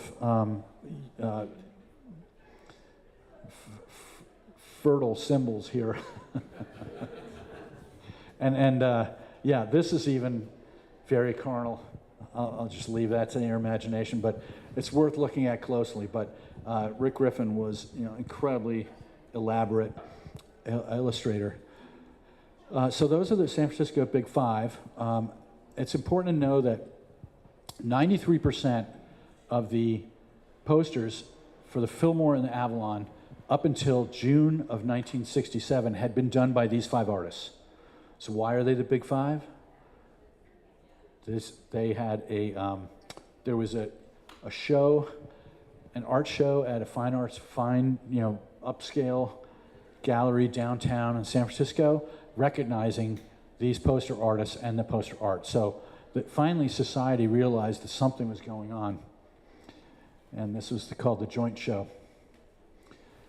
So, but of course they weren't the only artists of import, and that often people refer to that should be the big six, and Bonnie McLean would be the sixth one. So Bonnie was married to Bill Graham, and she was doing psychedelic chalkboard announcements at the Fillmore while Wes Wilson was doing the posters. And when Wes Wilson was fired, she was immediately brought in to start doing the posters. And she had taken a lot of art classes at Pratt. She was very talented. So she didn't think of herself as an artist at that time, but she was clearly talented, and especially talented at drawing the human face. So you'll see in her style, so she did about 30 posters for Bill Graham in 1967 and a few in 68. A lot of Celtic and Gothic ornamentation to her style that she brought into the psychedelic style. Probably her, certainly her best known piece, and again, another iconic, top 10 iconic psychedelic period posters is this one for the Yardbirds and the Doors. You see this beautiful face, a passive expression, and what's interesting is that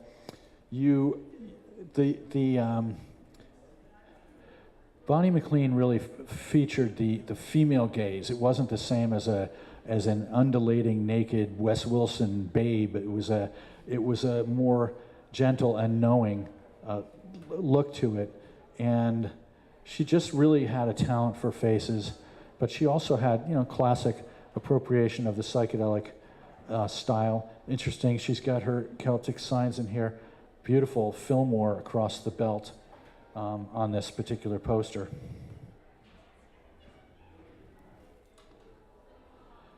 And this one from the end of '67 called the 6 Days of Sound. Now, it's interesting, in my research, I realized that in all of these posters, none of the people are smiling. It's weird. And so, you just go back, no one's smiling. So, my theory is that the part of the whole hippie utopian dream was a search for authenticity, and that smiling is selling. So, but I don't know. Anyway, next we have Lee Conklin, and Conklin did about 30 posters also for the Fillmore. He was from Pennsylvania, and his background was cartooning.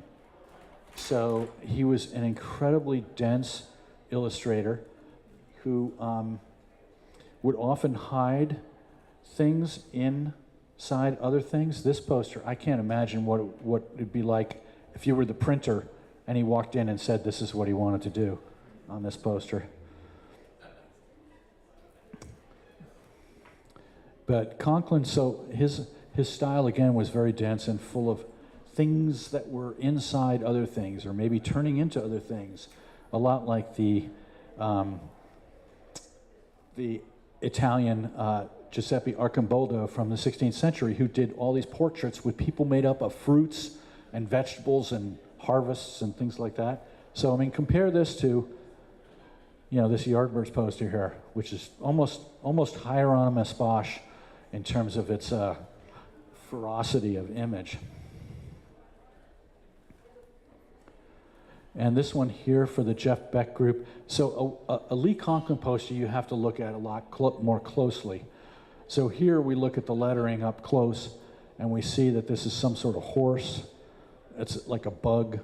Every one of these parts of lettering is some sort of wild, imaginative burst from Conklin. Conklin's most famous poster is known as the Santana Lion, because Santana liked it so much they asked if they could repurpose it for their first album cover, which you see there. And it's interesting because this poster, first of all, it had come from a drawing in Conklin's portfolio. So it looked like this at first. And to do the lettering, he actually used whiteout. So all the lettering was designed using whiteout. And it's also kind of ironic to think of the Santana Lion having its genesis actually as a Grateful Dead poster.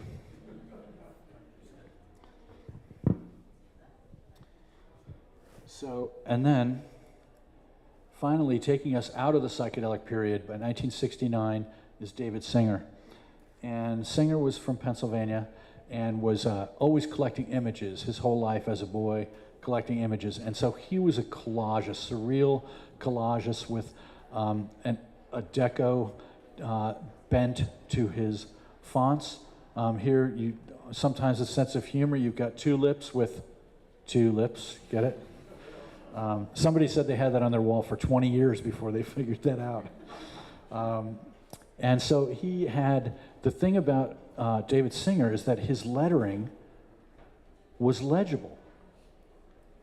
And so Bill Graham loved him, the promoter, because he can actually read the posters. So, and then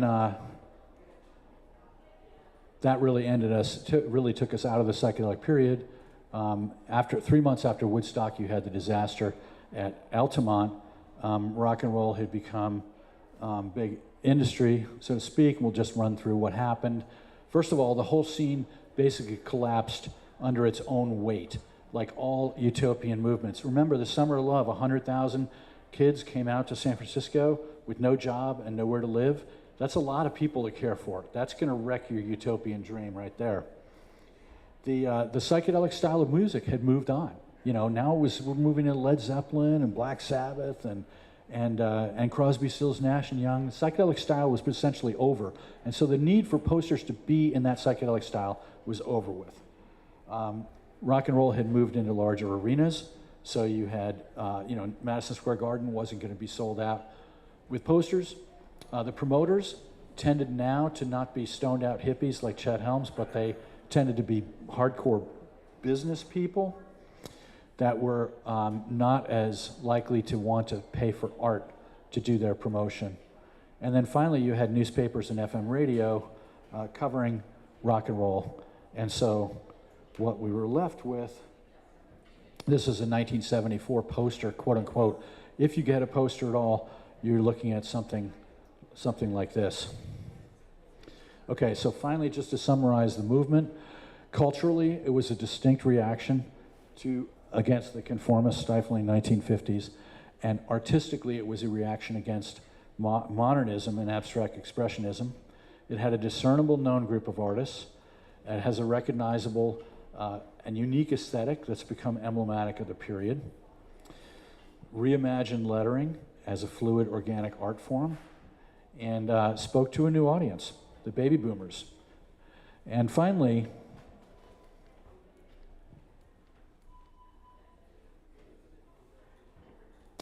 it needs to be said that as part of the age of Aquarius, this art had a higher purpose and visually represented not just the dance concerts, but also a utopian ideal that peace and love could change the world.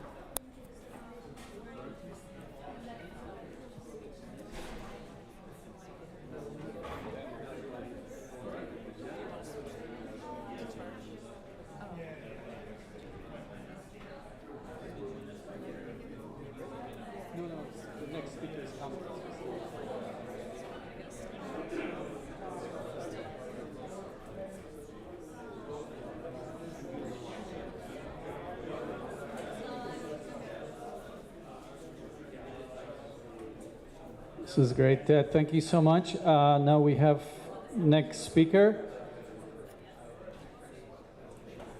Ylain from Contemporary Posters, specializing in Polish poster art, and that's what we're going to hear.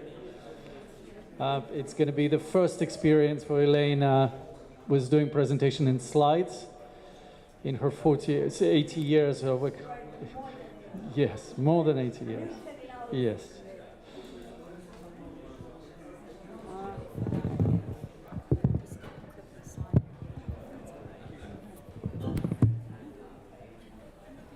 How are we doing?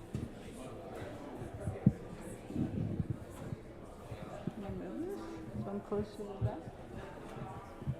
Why not?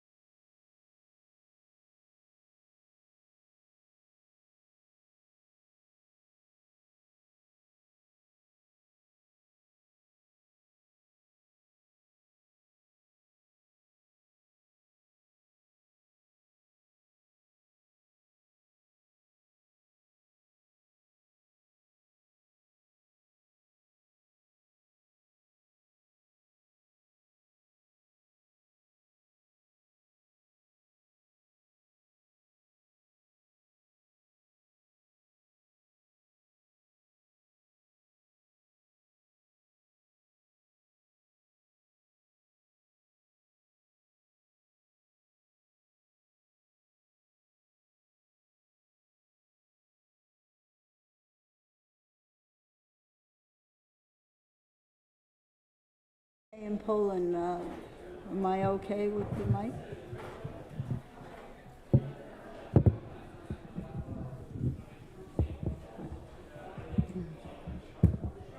Okay.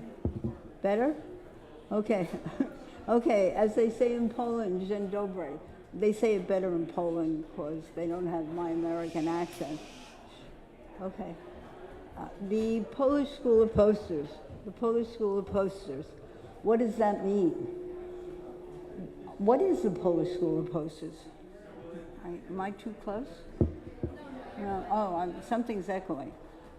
Is the Polish School of Posters a brick and mortar school like the London School of Economics, or instead, is it a philosophical school like the Chicago School of Architecture? As many of you knew before, as many of you have guessed by now, it's the latter. And as can be seen by that composite of posters, a philosophical concept is hard to define. So, after consulting with Google search, ChatGPT, and Wikipedia, I found that there are certain characteristics that seem to be generally accepted. So I came up with a broad definition of the Polish School of Posters, which I will read. The Polish School of Posters, which flourished during the communist era, the 1950s through the 1980s, was characterized by artistry and expressive freedom, as well as humor, symbolism, and vibrant colors. It became internationally recognized as the best in contemporary poster art, the 20th century equivalent to France's La Belle Époque. How did this happen? What circumstances enabled the creation of these wonderful posters, the Polish School of Posters? Again, as with any philosophical concept, there was a confluence of circumstances. What were these? Think back in history. Think back to the end of World War II. Poland is devastated. The landscape is bleak. Poland's bombed during the war by both sides. There are bomb sites everywhere. Wooden fences are put around them. Products are scarce. So perhaps for these reasons, or for any other combination of reasons, the Polish communist government decides to revitalize culture, music, theater, art, and to promote the culture and also to enliven the landscape, which is very, very bleak. It's just bomb sites and fences. Posters go up on these fences that enliven the landscape. In addition, poster art, as well as talented artists creating posters, already existed in Poland before the war. Not unusual in Europe. Think of, again, La Belle Époque. And even a poster department is created at the Warsaw Academy of Fine Arts in 1951. From this beginning, poster art becomes the art form of Poland. The Polish School of Posters, supported and encouraged by the Polish Communist government, flourishes through the 50s, 60s, 70s, and 80s until the fall of communism, 1989, the end of the support and encouragement of the communist government. An historical overview is presented in the next slide. So here you can see the 3 generations of artists of the Polish School of Posters, as well as 3 different cultural genres that I will not go into in later depth. The first one is a poster by Trzaskowski, a first-generation artist. Trzaskowski is just one of several artists well known before the war who become known as the founders of the Polish School of Posters, or the first generation. This particular poster is for I will read it in English, the 15th International Chopin Piano Competition, done in 1954. In this poster, you can see some of the elements that run through the first generation posters. Humor, interesting juxtaposition of different elements. Trees that really don't look like trees, a piano juxtaposed with the trees, very, very different elements. The second generation follows the lead of the first generation artists. These are artists born in the 20s and 30s. These artists are born before World War II, before World War I, sorry. A second generation artist by the name of Roman Sislevich. This particular poster, you can see the intellectualization of the concepts of the first generation, I think. And the name Giadi means forefathers. I chose this poster because this poster was for a theatrical production that has been credited, or I don't know if that's the right word, with helping to start the protests of 1968 in Poland. And finally, the third and last generation of the Polish School of Posters, an artist by the name of Leonard Konopelski. Leonard Konopelski was born and studied in Poland at the Warsaw Academy, but then moved to the United States. And here we see in that poster how you cannot easily define what is a Polish School of Posters. This poster was done in the United States. Oh, it's okay. Way after the Polish School of Posters theoretically ended. But he's an artist who was trained and does posters in the style of the Polish School of Posters. This particular poster shows the different genres of posters that were exhibited. And as you can see, he chose to put film posters in the center. Film posters, next slide. Film posters are the most popular and most well-known posters of the Polish School of Posters in the United States. And here we have 3 of them. One So Polish posters are not only relatively well known here, but their origin story adds a great deal to our understanding of the Polish School of Posters. How it came to be. So with the revitalization of culture, films, both local and international, become significant, and of course American films. Posters advertising American films had a problem. They were in English, and the second problem was that they were expensive. So the government decides to commission their own posters and begins negotiating with the first generation artists, one of whose posters you've seen before, and here's another one, and that's the same artist. The first two posters here are first generation artists. This poster is by Tomaszewski, who is known as the father of the Polish School of Posters. As a result of these negotiations, the artists exacted an agreement for artistic freedom and, of course, always subject to censor approval. And as can be seen from these three posters of different movies, although not well known here, they're very different film posters than American film posters. There are no photos, it's not a scene from the movie. Well, there are some photos in this. They capture in the poster the essence of the film. That's what Polish movie posters are known for. The first poster, as I said, by Henryk Tomaszewski, a first-generation artist. And you can, if you look at it, you can pretty much see that it's a musical. Hell's a Poppin'. I don't know how many of you have ever seen it. I have not. It was a Broadway production made into a movie. And as we move to the middle, just from looking at the poster, does anybody want to guess what it could be about? I'll tell you, it's about the Holocaust. Prison stripes, death, you can see that from the poster. The third and last poster here is an American poster, a Polish poster, and the third and last poster is a Russian documentary. Any guesses what it's about? Circus, yeah. It's about a circus festival, and which can be seen by the poster.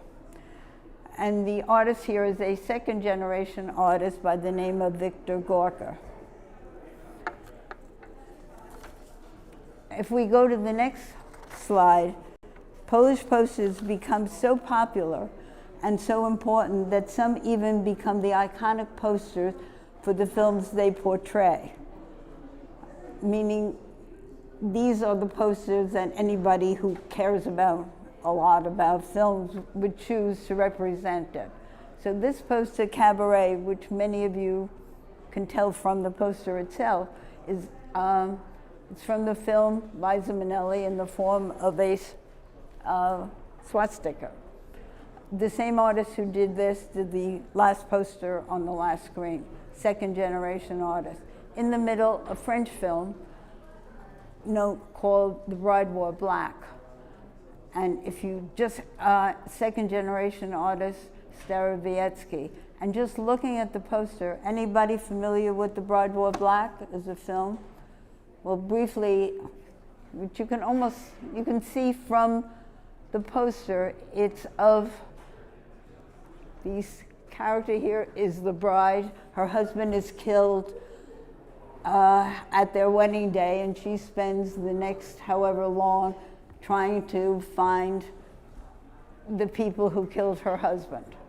And the director, Francois Truffaut, says he keeps this poster in his office.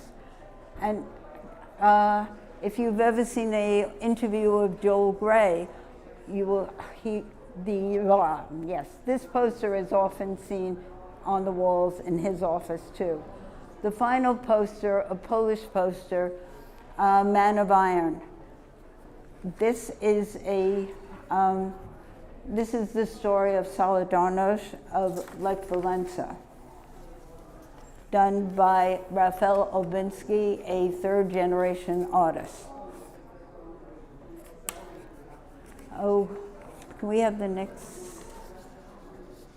So for the next two genres, which I will talk about, are genres that I've chosen to speak about because they illustrate a characteristic of Polish school of posters that's not always recognized. Polish school of posters are probably the ultimate combination of historical and political significance combined with amazing art. And this is one of the two genres that many people don't even know exist. Jewish posters, Jewish cultural posters, think of that. Jewish cultural posters in communist Poland. Why? I don't know, really. I will quote or misquote Rabbi Lau, a chief rabbi of Poland, chief rabbi of Israel, who once said, without Jewish culture, there wouldn't be Polish culture. So perhaps for this reason or whatever reason, there are many, many films of Jewish culture during the time of the Polish School of Posters. The first poster here, Border Street, looks like the devastation that one would have seen in Poland after World War II. It's by Eric Lipinski, one of the first-generation artists, and the poster is done around 1957. After, when Stalin was in power, control of Poland was much greater than after his death. So in the 1950s, there's a general thawing, and Border Street is produced. The next poster, The Hourglass Sanatorium, is by Starowiecki, who did the Bride Wore Black on this prior screen. A very, I don't know, skeletal kind of poster by Bruno Schulz, who a famous Jewish author from Poland. The final poster, Requiem for 500,000, a 1963 poster by Holdanovich, is about the Holocaust. And it's interesting in that it uses the word requiem, not a word usually associated with Judaism, but definitely a documentary about the Holocaust and the Shoah. On the next slide, additional Jewish posters. The next slide is of posters created for the theater. Poster on your left hand is a play based on the diary of Mary Berg. Mary Berg is the Polish equivalent to Anne Frank, but Mary Berg lived. This particular production, and Polish posters, I'm going to stop for a minute to remind everyone that Polish posters were meant to be looked at, thought about, interpreted. It's not, their images are not simple. It's not just right out to it most of the time. And they're really, like many artworks, meant to be thought about. So the Ghetto Wall, the Star of David, and this is by Urbanets, a second-generation artist. The next two posters are for the Kamiński Jewish Theater. Jewish theater in Warsaw, in Poland, during the communist era. Yes, there was a national Jewish theater. And these two posters are by artists who did many of the posters for the productions of the Kamiński Jewish Theater. The first one by Stachersky. Well, you see Arthur Miller, and it's Death of a Salesman. And in the poster, you can see the tension. You can feel the tension evoked by the play. And the final poster by Pongowski, third-generation artist, Fiddler on the Roof. which very much conveys Fiddler on the Roof. And that poster became so popular that it was even blown up and put on the side of the theater, of the Jewish theater in Warsaw. So it's not only were there films and there's theater, but there are other cultural events. Next slide. There were many, many other cultural aspects that were put into posters. The first one is King Matthew I by Sulecki, a third-generation artist. And why is that a Jewish poster? Because it's by Korczak, who is a hero in Poland. Korczak is the guy who was the head of the orphanage, who went to his death with the orphans under his care. The next poster, Moses, spelled M-O-S-E, which is one way of spelling or interpreting the word Moses in Hebrew. The opera Moses is much more common in the repertoire in Poland than here.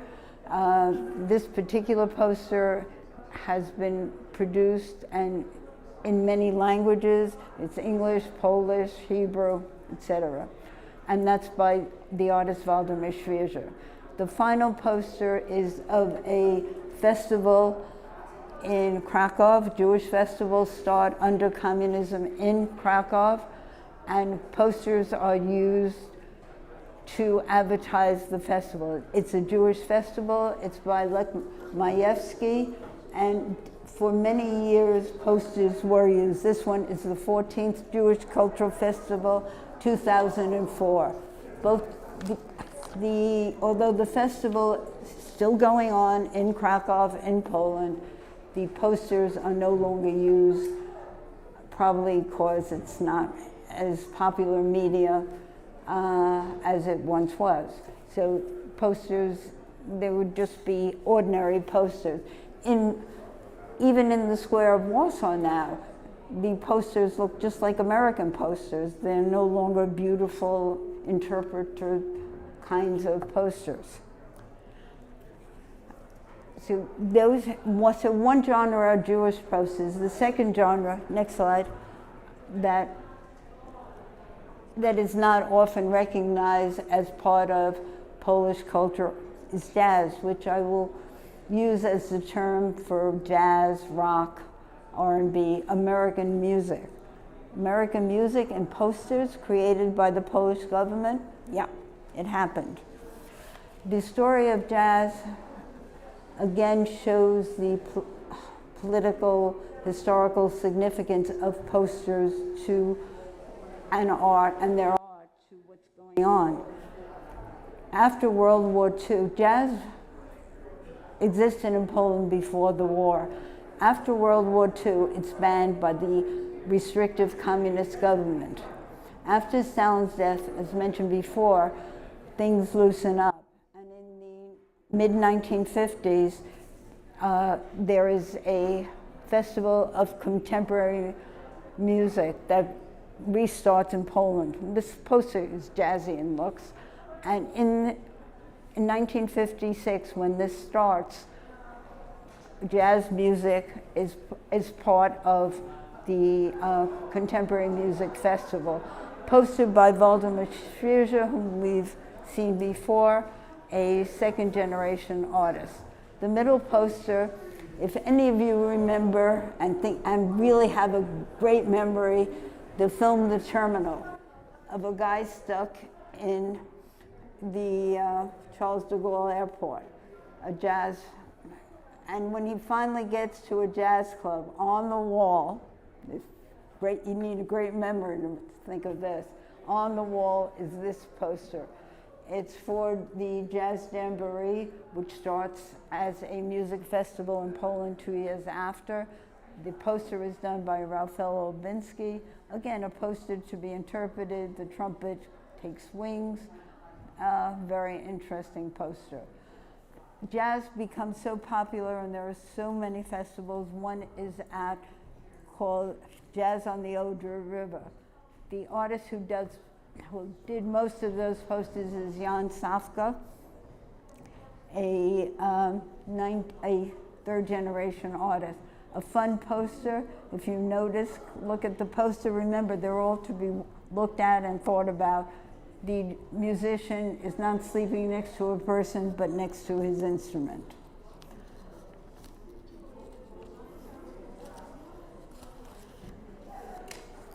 So jazz festivals, jazz becomes so ubiquitous that there are even posters of jazz, American jazz idols. Jimi Hendrix by Schwierzer, who did the first poster on this side, on the slide before, Ralph Olbinski, the middle poster, and finally the last poster, Elvis, by a different artist by the name of Jaibo, done in 1985.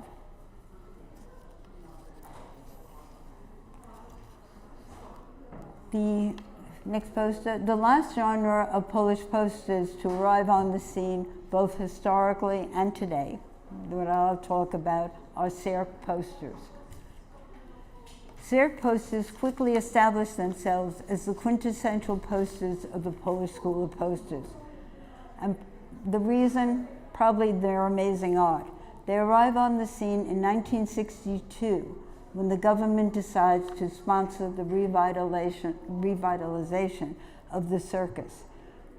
And with the revitalization, Cirque posters. Circus had always been part of the culture of Eastern and Central Europe. On the left-hand side is a poster by an artist whose name is Stanislaw Miedza-Tomaszewski. Miedza-Tomaszewski would have been known as a first-generation artist. He was an artist before the war, but the only posters he did were posters for the circus. He had been appointed head of the ZPR, the head of the United Entertainment Company, which was the organization formed to establish the circus. And in this particular poster by Miedza-Tomaszewski, you first look at it and you see a magic poster. All his posters are colorful magic. But then as you keep looking at it, what is the hidden meaning? Remember that meanings are hidden. They're not written down. The artists use Cirque posters particularly because they have the most artistic freedom to get camouflage messages out to the public. So in this poster, my interpretation, not necessarily yours, would be that perhaps the magician is the communist government. Perhaps he's trying to attack the Polish people. And the more obvious one is things aren't as they seem in all of magic. The communist government is trying to fool the Polish people all the time. The next two posters were chosen by an artist by the name of Jaibo. It was his Elvis poster that we saw before. And I chose them to illustrate how the artists were able to have the artistic freedom and be so creative within Cirque posters. If you notice, there's no information on this poster. Okay, Cirque just means circus. Doesn't tell you anything about it. How did the people know when to go, where to go, what time to go, anything? Not there. This is the generic poster as it was printed. This poster is from 1965, as is the next one. But the difference is the one on your far right hand has the information on it. It's a Hungarian poster. It tells you it's a promotion for the poster, the first words, then it's the location, and then as you go down, and I'm reading this, it's where it is and the dates. This is the less common way that the information was given. The more common method was for an informational sheet of paper to be placed next to the poster to give the information, the date, the time, and anything that one would need to know. And the artistic poster like this served the function of a poster to stop the passersby to look at it, to see what it is all about. Okay, so Cirque posters become so popular, hundreds. During the period, more than 300 are produced. And I had a dilemma. How do I choose which to emphasize today? So it's 2025 and I'm doing a slideshow. I asked ChatGPT. ChatGPT answers the most famous. I think, okay, what are the most famous? I asked ChatGPT. ChatGPT answers the ones they made postage stamps out of. I say, sure, why not? So there were two. There were two Cirque posters that became postage stamps. This is the first one. And just to prove that it really did become a postage stamp, here it is, a postage stamp from Poland, 1992, for the 30th anniversary of, I think the reason it happened, 30th anniversary of the circus postage being revitalized by the government.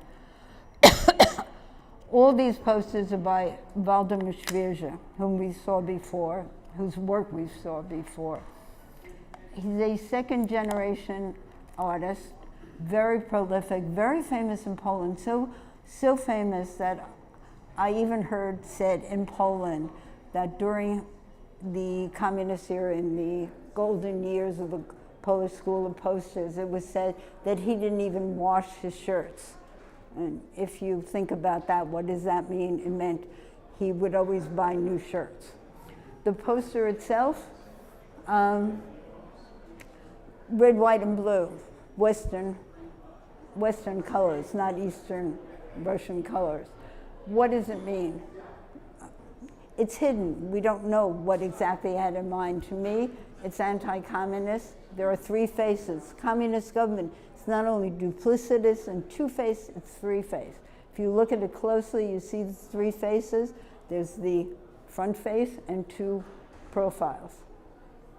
Remember, they're meant to be studied and thought about. The second middle poster, if you look really closely, you see scribbles, or what look like scribbles in the center of the poster. Those are not scribbles.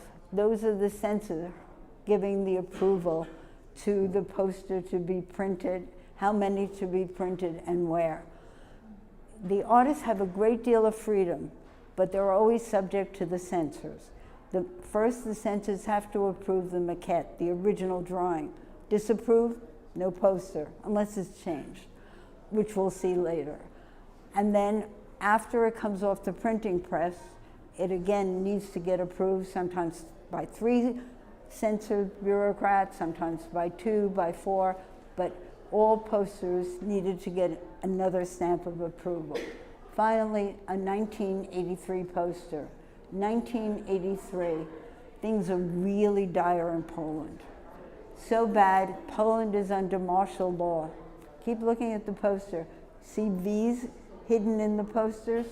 You can see there's even a V someplace near the belly button. And there are V's on the arms. You can see some V's in the strands of hair. V's are banned. In 1983 posters, very often there would be a V for victory, hidden in 1983 posters when they are banned by the communist government. The next slide is the only other postage stamp issued for a Cirque poster, the Mona Lisa poster. Stamps, poster. Issued 10 years after the first stamp in 2002, probably again the 40th anniversary of the Polish School of Posters, of the circus being revitalized in Poland. This one has a meaning that was not hidden. artist, Maciek Urbaniak, again a second generation artist, explained what he intended to convey in this poster. There's Mona Lisa, the high art, Da Vinci art of the Mona Lisa, combined with the more popular art of the circus. Mona Lisa on a pedestal. But there are probably hidden meanings. Mona Lisa is contorted in her figures. Everything under communism is contorted, maybe. We don't know. Middle posters, same, these are all by Urbaniak, a second generation artist, very different in feeling than Schwierze's posters. The middle poster are of two-seated chimps. Why chimps? Why monkeys? Monkeys are very prevalent in these Serk posters, probably because monkeys are used in many expressions, both in English and in Polish. Made a monkey out of me, monkey business, again, negative connotation toward the government. The third final poster by Urbaniak, done 5 years, 1970, 1966 the first poster, 1975 the first poster. And often these posters are reprinted again. They're the ones that are really popular with the masses, with the people, are reprinted and used again and again to advertise the coming of the circus. My opinion is that Urbaniak decided he wanted a companion poster to Mona Lisa. Maybe, maybe not. The white horse. White horse is often used as a symbolism for Poland. The white horse is tied up in knots. Maybe, maybe not. You interpret. I'm never sure. So both these artists who had postage stamps made for them were second generation artists. What about the third generation? The third generation, the next poster, next slide. This generation is, in their poster art, much more shocking, tries to surprise, tries to provoke. The Jan Safka's poster of Tightrope. Jan Safka, as opposed to all the other artists, really did say at some point later on what he was trying to convey. The man with the stripes, if you can see it up there, is a bureaucrat. He's on a tightrope trying to fall. This poster became so well known that if you saw the play Young Frankenstein on Broadway, it was used as a backdrop for one of the scenes. And these people are praying that communism would fall. The poster, done in 1974 for the first time, took about 15 years, but communism did fall. Raphael Obinsky, the artist of the second middle poster, fun poster, the lion ringmaster. The lion, the ringmaster, not the man. Lion, a large animal, one of the symbols is Russia, the USSR, trying to control any of the large animals, a bear, an elephant, lion, known that those represent the overbearing USSR. The man going through the hoop, a satellite country, Poland, another. And the final poster has a really interesting story. The final poster, it's called Faces in the Crowd. And you see the word Serk in the corner. It really has nothing to do with the composition. And the question is, okay, what is this all about? And he's a third generation artist. He did sign this particular poster for us, and we asked him about it. Well, he didn't do it for the circus initially. He did it for an international congress. And it was not passed by the censors. The censors said no. So he took it back to his studio and he had a commission for the circus, Serk. So he said, okay, I'll try it again. And he put the word Serk on it and it gets passed. And why would, right, great, right?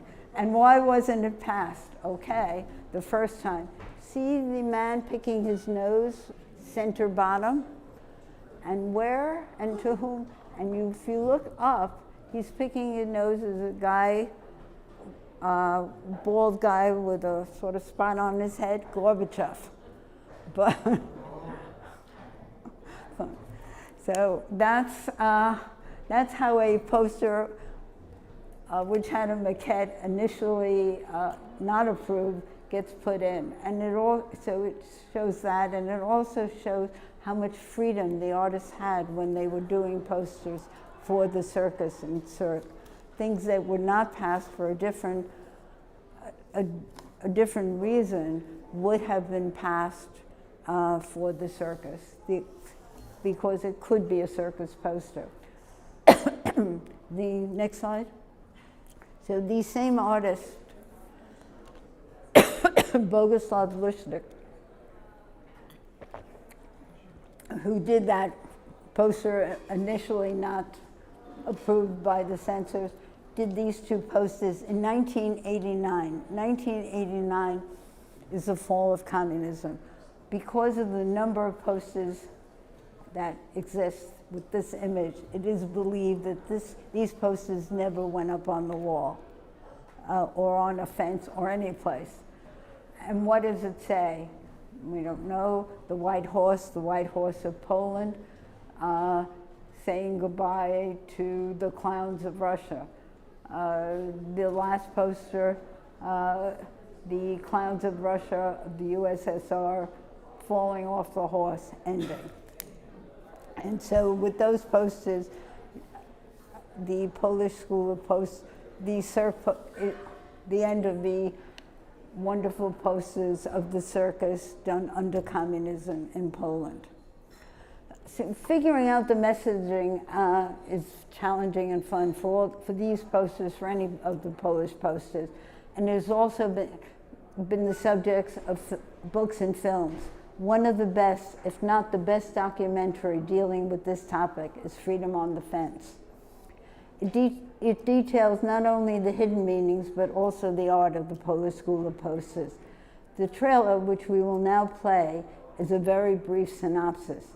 And note that the artist featured in the trailer is Raphael Lubinsky, who did some of the posters we've just seen. The Man of Iron poster, the film poster, the jazz poster, the one that went up on the wall in the Terminal movie, and the Lion Ringmaster. The next slide in the video. The video, push. It's supposed to come on. We'll see.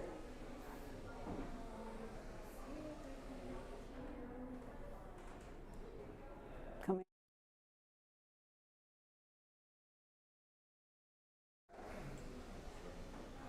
Technical difficulties. Maybe. Yeah, that's the voice. Yeah, just give me 1 second. Here it is. So let's just time it with the live stream. Not easy. Maybe we do our best work when there's a crisis.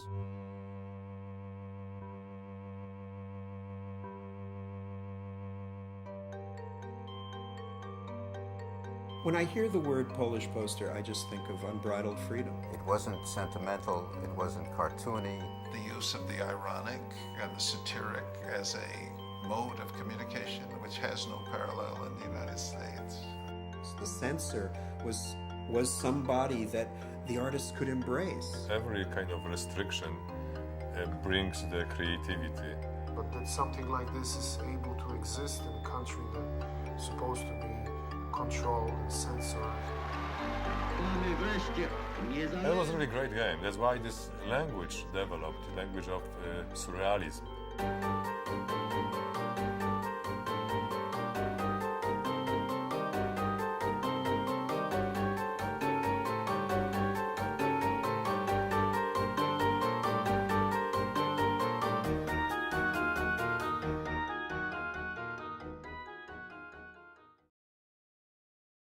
Slide. The last slide. So the trailer, which is not very long, is really just a sampling of the full 40-minute film. And similarly, there's a lot to say about the Polish School posters, and even though I'm running over, it's just a sampling of how much there is to say about the Polish School of Posters. And if you want to get in touch with me or want to find out more, feel free to get in touch with me. Do we have time for questions or no? Yeah, any questions? It's pretty clear from what you said that, I mean, you marketed an end to this style with the end of communism. Well, without the censors, they just weren't doing it anymore. Is that well, yes, and I try to explain that there were 2 points. Thank you. It's not clear cut because, as I showed by one of the posters, when the artists are still doing posters, so it doesn't really end. But it wasn't really without the censors, without the support and encouragement of the communist government. The communist government supported and encouraged the posters. So yes, the censors were all part of it, but it was the support of the communist government which decided to have the posters to emphasize the culture, that without that support and money, posters become commercial. If you go to Warsaw now, you see Coke posters. There's nobody paying an artist to do posters, a beautiful poster of the circus. So it was literally supported by the government. Mm-hmm. Thank you so much. Thank you. Thank you. Thank you, guys.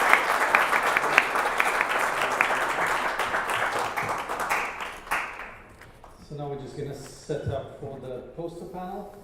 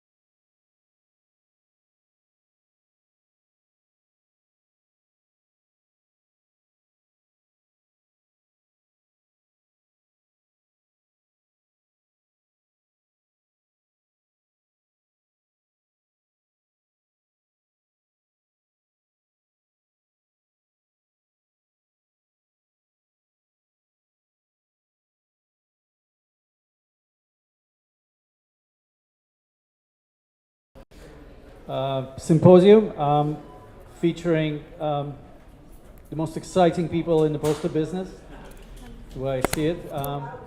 Nico and Angelina are joined by Jack Granite, renowned poster expert, and pioneer in the field who published numerous books and staged exhibitions worldwide. And we'll be sharing stories. So I'll ask questions. Maybe some of you will ask questions. Carol, can I just start by just saying, Angelina, we heard from her earlier, and I made a small presentation, but it would actually be fair to say that none of us would be here today either as dealers, purveyors, or curators if it wasn't for the work that Jack Rennert has done over the many years. We've heard today about Jules Charest, the godfather of French posters. We've heard about Swierzy, the godfather of Polish posters. The godfather of posters in America and perhaps in the world is Jack, whose tireless dedication to the art form has really trailblazed the entire industry through his work with Philips back in the 1970s, was it really? Through his work with Poster Auctions International from the 1980s through the now. So I just wanted to just sort of put that out there. We all owe a very great debt of gratitude to the work that Jack has done, and I would hesitate to call it work, Jack, because I know you love it so much. It's not that you don't work damn hard, but you're one of the very lucky people who loves what they do so much, and you've done a lot for all of us. So welcome and thank you.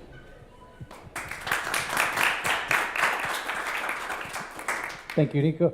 My first question is if you could maybe share with us a wow moment in your poster history, you know, something that you looked at and just were blown away completely.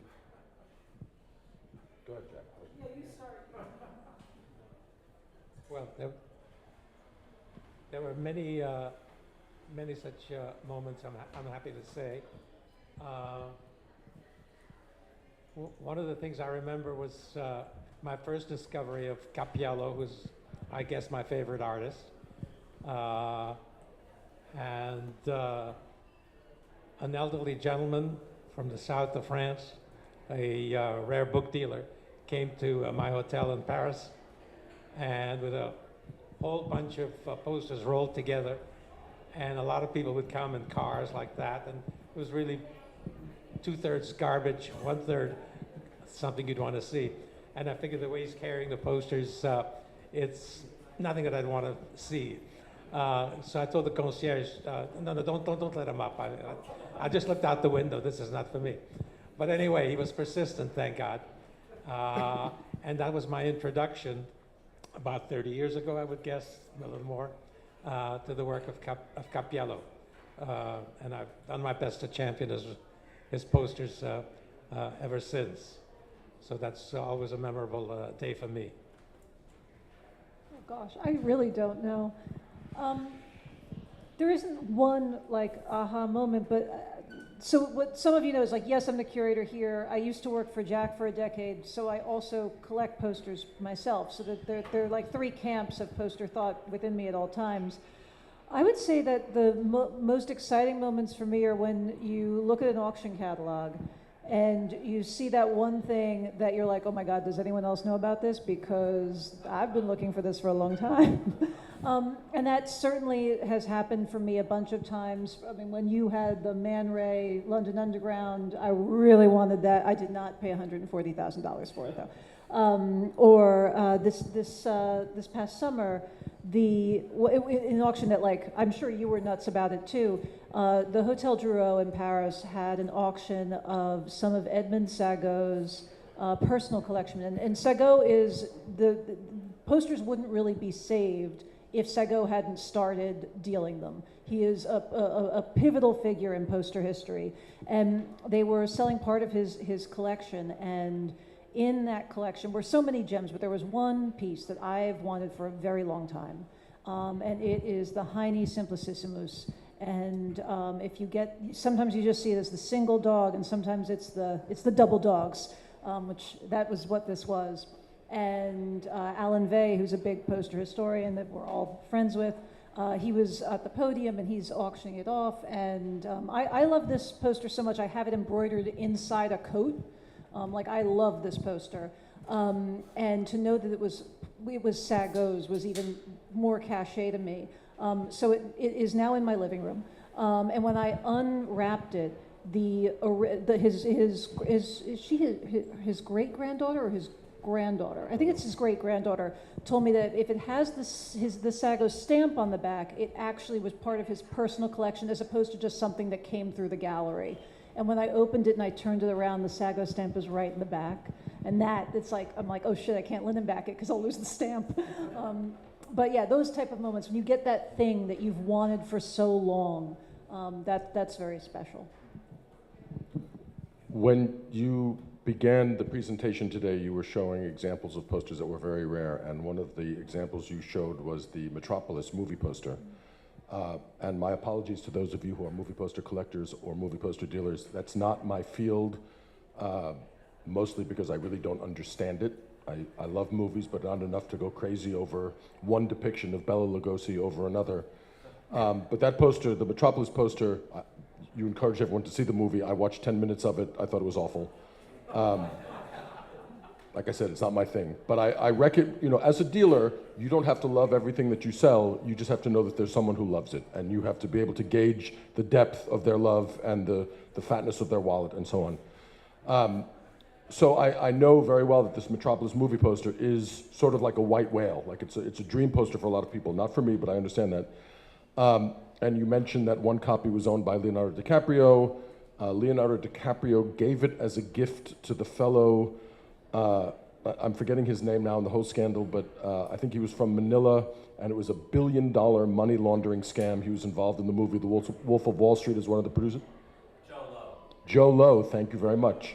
And when he went bankrupt, all of his property was confiscated, including that poster, which ended up in an art storage facility in a small town in Texas.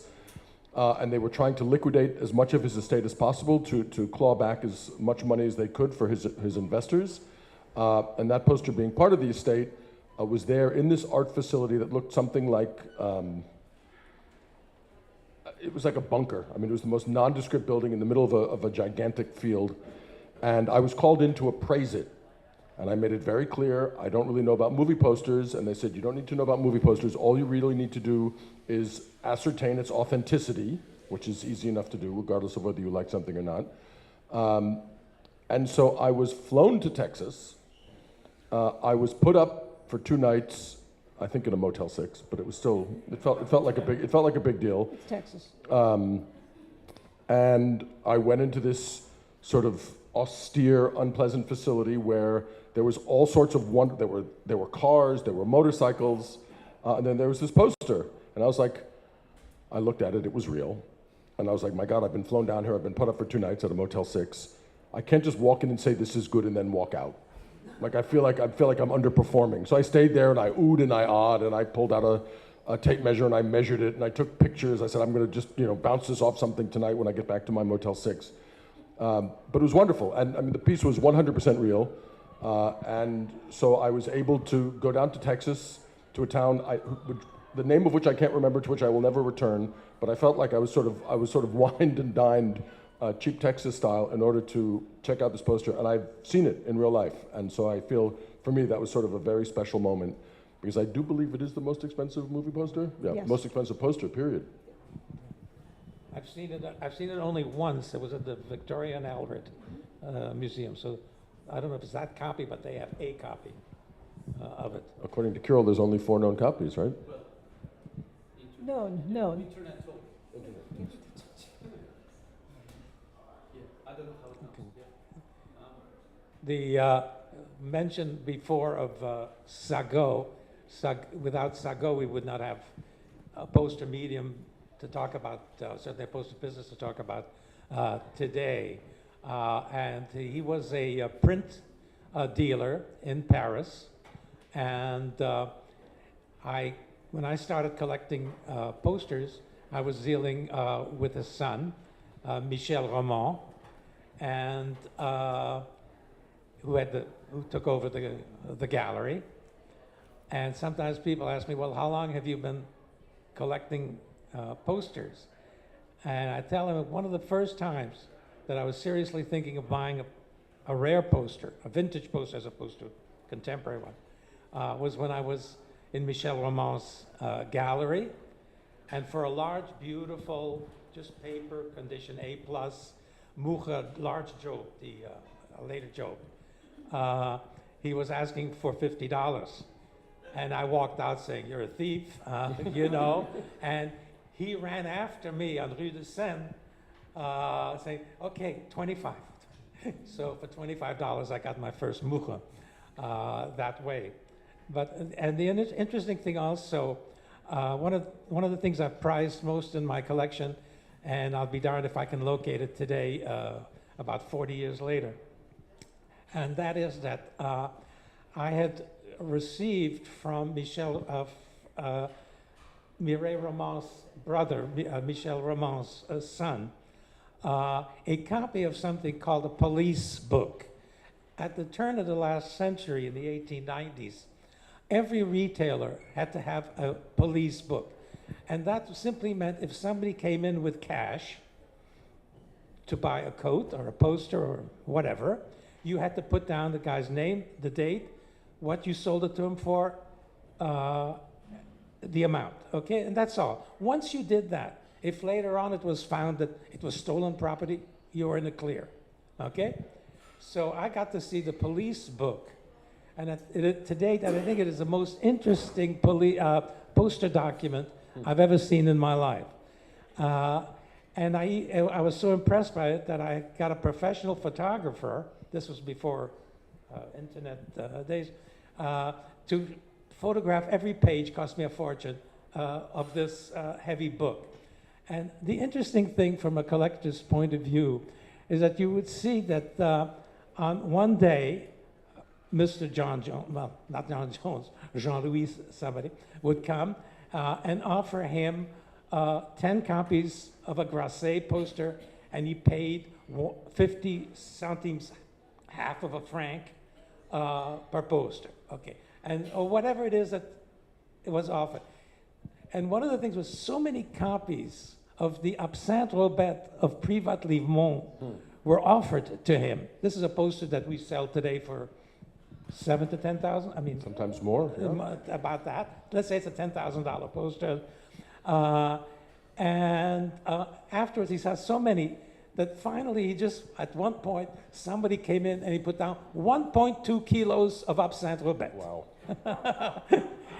So it was interesting because it really told you an awful lot about the poster collecting at that time. You know, it brings to mind, Jack, and I feel like many, many years ago, what I'm about to say would have been telling tales outside of school, but it's no longer the case, which is back in the 1960s and 1970s when a lot of the contemporary poster market really began. The process went like this. People would go to Paris. They would find the printers who printed the Cappiello posters or the Charest posters. They would go into the basement where all the overrun was. They would find huge rolls of posters like this, 14, 15, 100 copies of the same poster, which were for sale, 5 centimes. I don't know what it was. Let's just say they were $5 each. They would bring them back to America, linen back them, sell them for $70 each. And they were like, oh my God, we're the smartest business people in the world. This is a great method. And that would go on until all that stock was run out, and that sort of happened early on in my time in the industry in the mid to late 1990s, and all of a sudden, this incredible well source of readily available, all original, all authentic posters dried up, and that's sort of when I think the secondary market really began to pick up. You couldn't buy a Mucha for $20 and sell it for $200. You actually had to buy a Mucha for $2,000 and sell it for $4,000, and I think since then, the poster market has really begun to mature and develop in a great way. One of the, and we're talking really about how the market came to be, how the posters that we see today came to be.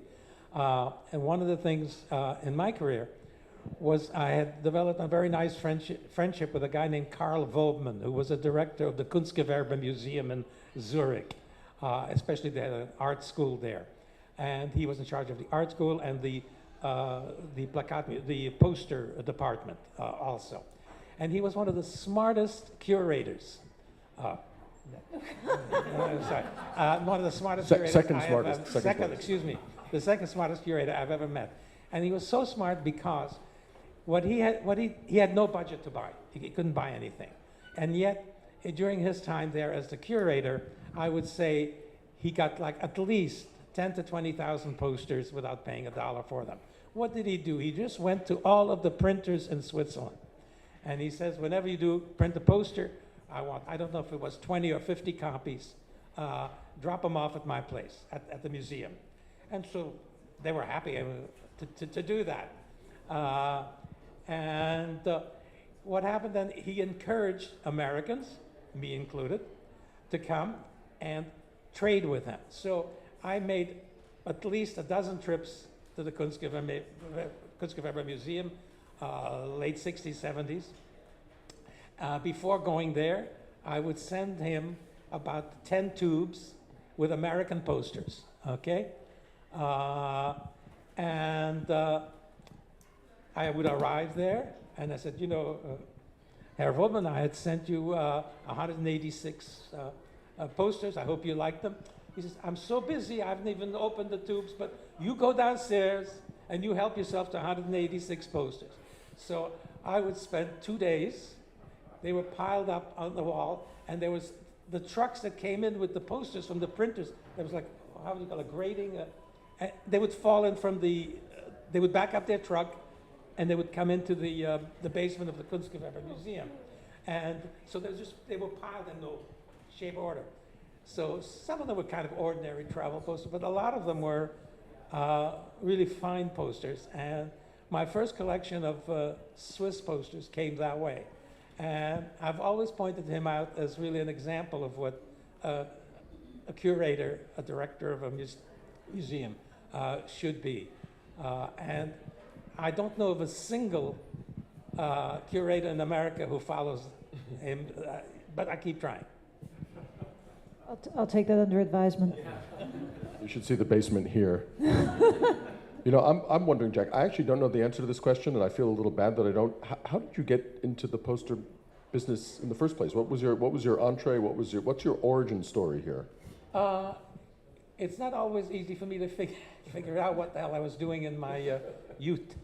But I was collecting posters. But I was also working, I was going to Columbia College, but to pay for my life, for expenses, I also worked at night. And I worked at night at a printing shop in Newark, New Jersey, called Weiss Printers. But anyway, so I got involved with printing. And I always liked posters. And I would simply hound printers whom I knew, advertising agencies, artists, etc. And there were posters that I saw in the subways, okay? I would then go and I would find out what posters they're printing, because I really wanted to be someone who was selling original vintage posters, first printing, okay? Well, if you find out about it after it's printed, it's a little too late. So knowing printers, knowing people in the advertising business, I was able to find out that they were going to print tomorrow a Levy bread poster of an American Indian eating Levy bread, okay? Or a Milton Glaser poster for a Carnegie Hall concert, or whatever, okay? I would quickly make a deal. I would go to see Max Dane at Doyle Dane Bernbach, make a deal to have the exclusive right to all of his Levy bread posters, for instance, okay? So that sort of started how I got involved. In the 1960s, my first poster company was 1964, and at that time, there were a lot of posters being sold, but no one was selling real posters. In other words, in the English language, we don't have a word for a big piece of printed poster. Okay, the French would call it affiche, the Germans placard. We call it poster, but anything that's a big piece printed poster is a poster. So when we talk about a big poster craze in the 1960s, we're talking about pictures of James Dean on a motorcycle. We're talking about picture of Marilyn Monroe, things like that, heroes, movie stars, and so forth. But nobody was doing what I started doing and what we're doing to this day, which is vintage posters. And that started me going. from a hobby, to seeing if there's a business to be had here. And at first, and continuing, there was. And that's how I started. The posters were, I retailed them at $3.95. That was a lot of money, but I never saw that money because I only wholesaled them at $2. I didn't have a retail outlet. They were sold in college bookstores and gift shops, things like that. So that's how I started, and then from then on, in the 1970s, went into vintage posters, and then I met people at Philips and asked them how come they don't do an auction of posters. And they said, well, nobody's proposed it. If you propose it, you can do it. So I proposed it, and I did that, and starting in 1979, don't hold me to that, around there, okay? And they were the first, I think the first ever auctions of posters held in the United States. Someone beat me by 2 years in France. Someone named Maître Louis Savot in the city of Orléans, who twice a year would do poster auctions. He started in '77, 2 years before me. So in a way, I really looked up to him and attended every one of his auctions for many years. And that was the start. And from there on, I went, as I said, into vintage posters, and still involved in that today. We have a question yes, in the Mark? audience. In 1978, Swan did their first I get it. poster auction. He's saying in 1978, Swan. It was all my material. I know it, I have a catalog. Oh, okay. So. Are you saying that, Mark, are you saying that you supplied Nico with his first auction? I was not in the business in 1978. Were you born? I was born. I was barely. I was out of diapers. I had not had my first drink or my first tab of acid, if Ted is still here. So yeah, no, I was definitely not in the business. I don't think we have that catalog, Mark. That's a real collector's item. You should treasure that. You have several, then, do you? Yes. I did not know. I would love to see a copy. You know, one of the things about poster auctions back in the day, and since I wasn't there, you can fill us in, but I know the auctions you're referring to in Paris or in France, and Jack, at your auctions, again, Jack refers to the days before the internet, before digital photography. Poster auctions, the OG poster auctions, each poster that was being sold would be shown. It would be unfurled or unfolded and shown. I mean, they were shown until Jack moved out of, yeah. The third world. Yeah. Well, no, now at auctions we show digital images of the posters. No, at the Drouot auction. What they call the people who work here, Mm-hmm. they call it rouge. Yeah. They all come from a place in Savoie, that's there, Mm-hmm. at the trade, and they show Yeah, every item. the Drouot sale, everything was physically shown. Fantastic, still. Yeah. Nice. Yeah. Only at Swan are you guys just not doing this. We're not the only. That's right. We're labor averse. I remember an auction in Orléans. The expert was a lady named Madame Camard, and they were selling posters where condition really was not important. And once she was holding up of course, always holding up the poster. She's holding up the poster, and there's a hole in the middle, and she puts her face through it, and she said, "This is a beautiful poster," and they sold it. And I have a picture, somewhere I have a picture of her with her head in a hole, indicating it's an excellent. And then, of course, there was Ylain Vey, who we've already alluded to, who as the commissaire-priseur, as the expert for the poster sales, would stand up and in France, again, Daniel, correct me if I'm wrong, the expert gets up and says, "Lot number 2, this is Capiello, a rare example of a Campari." There's the song and dance, and then the actual auctioneer starts the selling. I never actually witnessed this, but it's legend that when posters would go unsold, on occasion Ylain, who may or may not have had several drinks too many at this point during the auction, would crumple up the unsold poster and throw it into the crowd. Can you confirm that? You can confirm that. One of the things I always wished I had witnessed in person. He definitely heckled people that when it went unsold in the most recent Drouot sale. But, yeah. But one of the everyone has their Ylain Vey story. And by the way, Ylain Vey is a dear friend. We've co-authored books. We've gone to talks together, etc. But anyway, but he's a personality. And I remember once there was an auction of, it was Dominique Delatre's collection of literary posters or something like that. But anyway, there were so many posters that they were brought out in these, what do you call these laundry bins, you know, the commercial laundry things. Okay, and there was just, so the first would be, okay, this is laundry bin number 1. It's going for 20,000 francs or whatever. And I remember sitting next to Dominique Delatre, who was a rare book dealer, and he asked if he could see one of the posters, and Alain slapped his hand, and he said, "No one can see them. You're buying a load." So that's the way auctions happened at that time. A little different today. We never heard your origin story. I was about to ask you the same thing. Oh. I was about to throw you under the bus that you just threw me under. I got there first. I come from a family of antiquarian book dealers. I'm actually 3rd generation in the family. And everybody in my family has an area of expertise. So my mother is a specialist in modern first editions. My father, a specialist in autographs. My aunt, a specialist in medical prints. Another aunt who's an autograph specialist, and so on. And for those of you who are familiar with New York, there is on 59th Street a bookstore called the Argosy Bookstore, which was actually founded by my grandfather 100 years ago, 1925. And when I was finally ready to attempt to go into the family business, which I had put off for a very, very long time, I went to work at the bookstore, and I was conscious of the fact that the last thing I wanted to do was anything that had to do with what my family was already doing. So there was no way I would become a book specialist, because my mother did that. There was no way I would become a map specialist. My grandmother was a map specialist. So I had to find my own way. And quite literally, there was a room at the bookstore filled with World War I and World War II posters that my grandfather had purchased over the decades.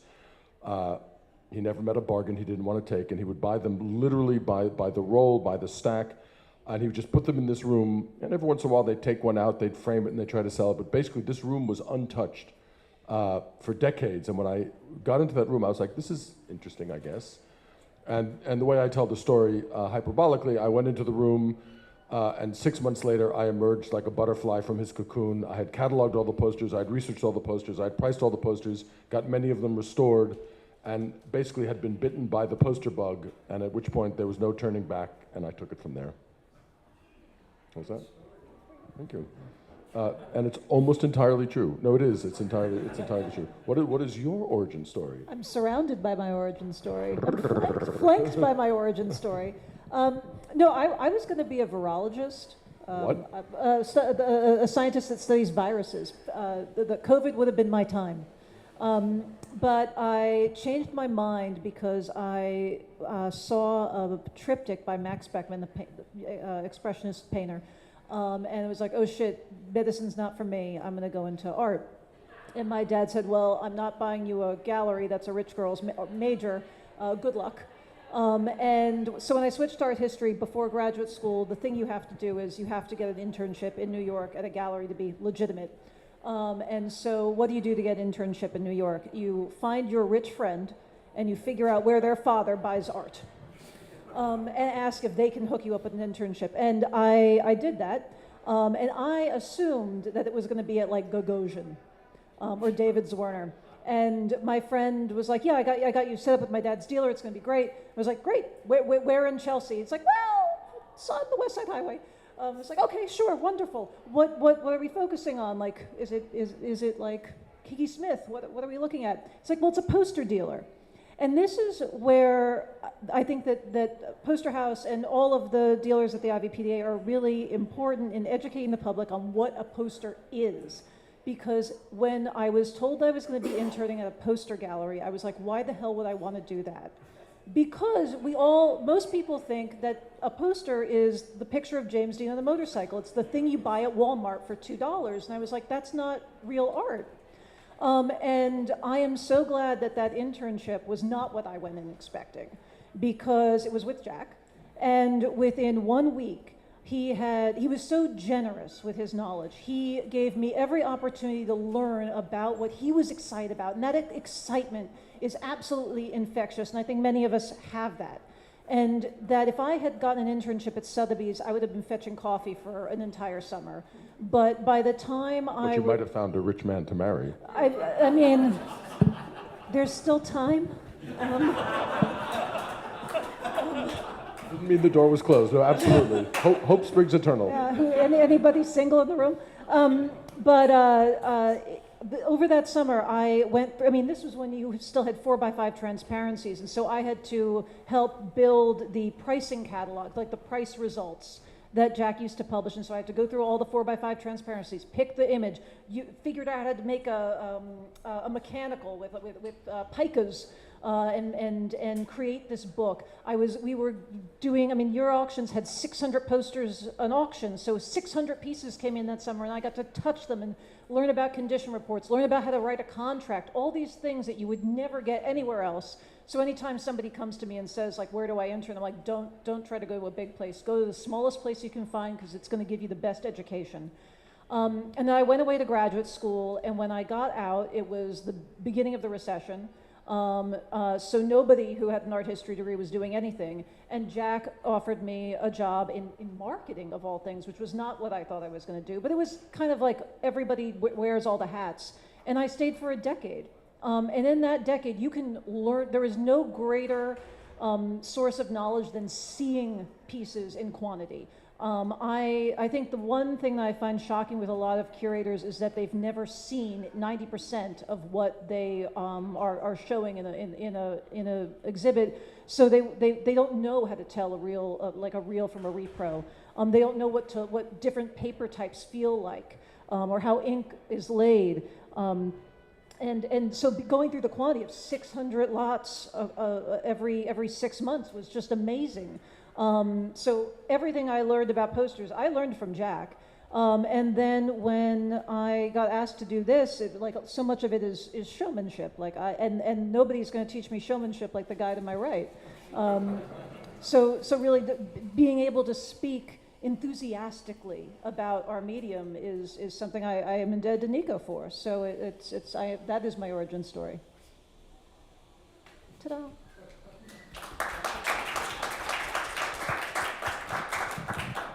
Any questions from the audience? Just wondering, what collector stories? Collector stories? I don't think we're allowed to talk about those.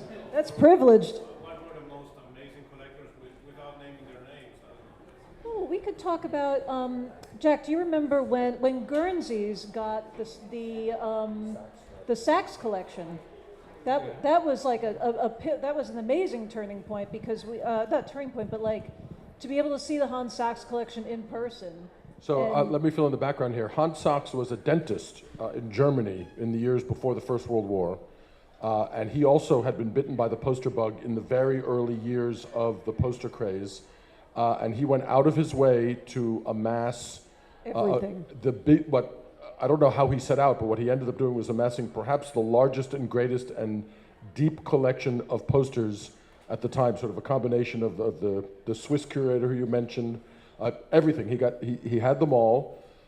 Jewish man who had to leave Germany before the Second World War. His collection was confiscated and became part of one of the East German museums. The family fought for restitution for decades. They finally got access to the collection, or what the museum was willing to turn over to them as part of the original collection. I mean, we're talking tens of thousands of posters, and the absolute, it was everything. It was the crap, it was the good, the bad, and the ugly. The good stuff was unparalleledly good, and the bad stuff, there are some not so good posters out there. The posters came up for sale in New York, I can't remember, 13 years ago, 2009. And it was a 3-day auction.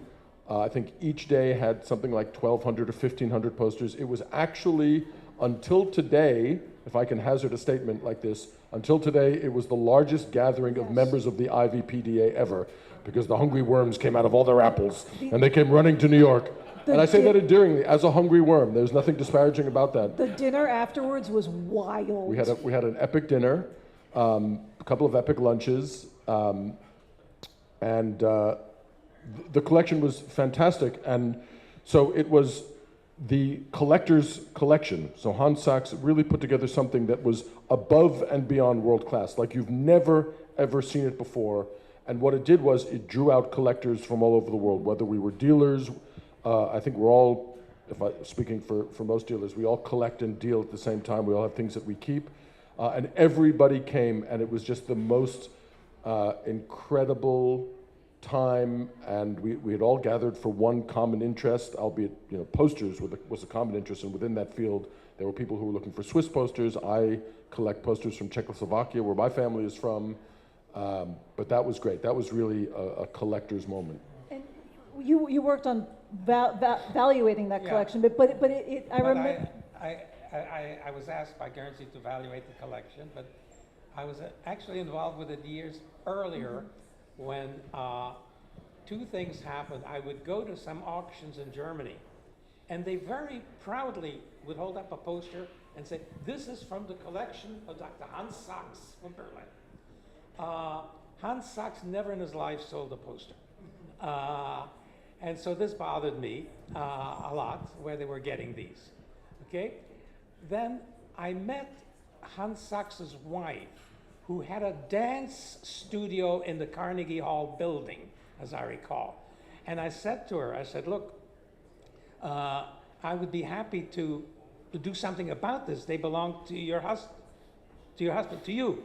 And she was reluctant to do that.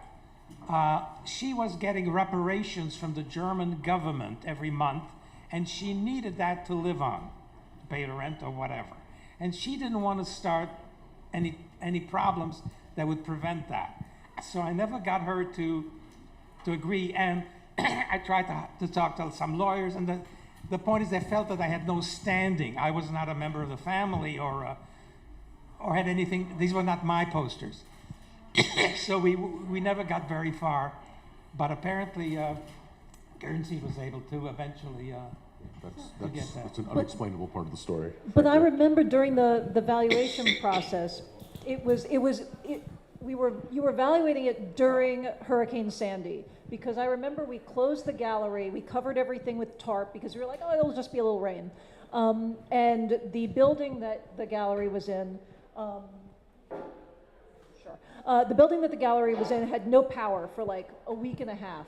And we, like the whole team, we like climbed up the stairs in freezing with fingerless gloves and coats, without electricity, without power, to go through paper files. And then I ended up at your apartment that weekend, like manually going through the Hans Sachs collection because we couldn't use the office.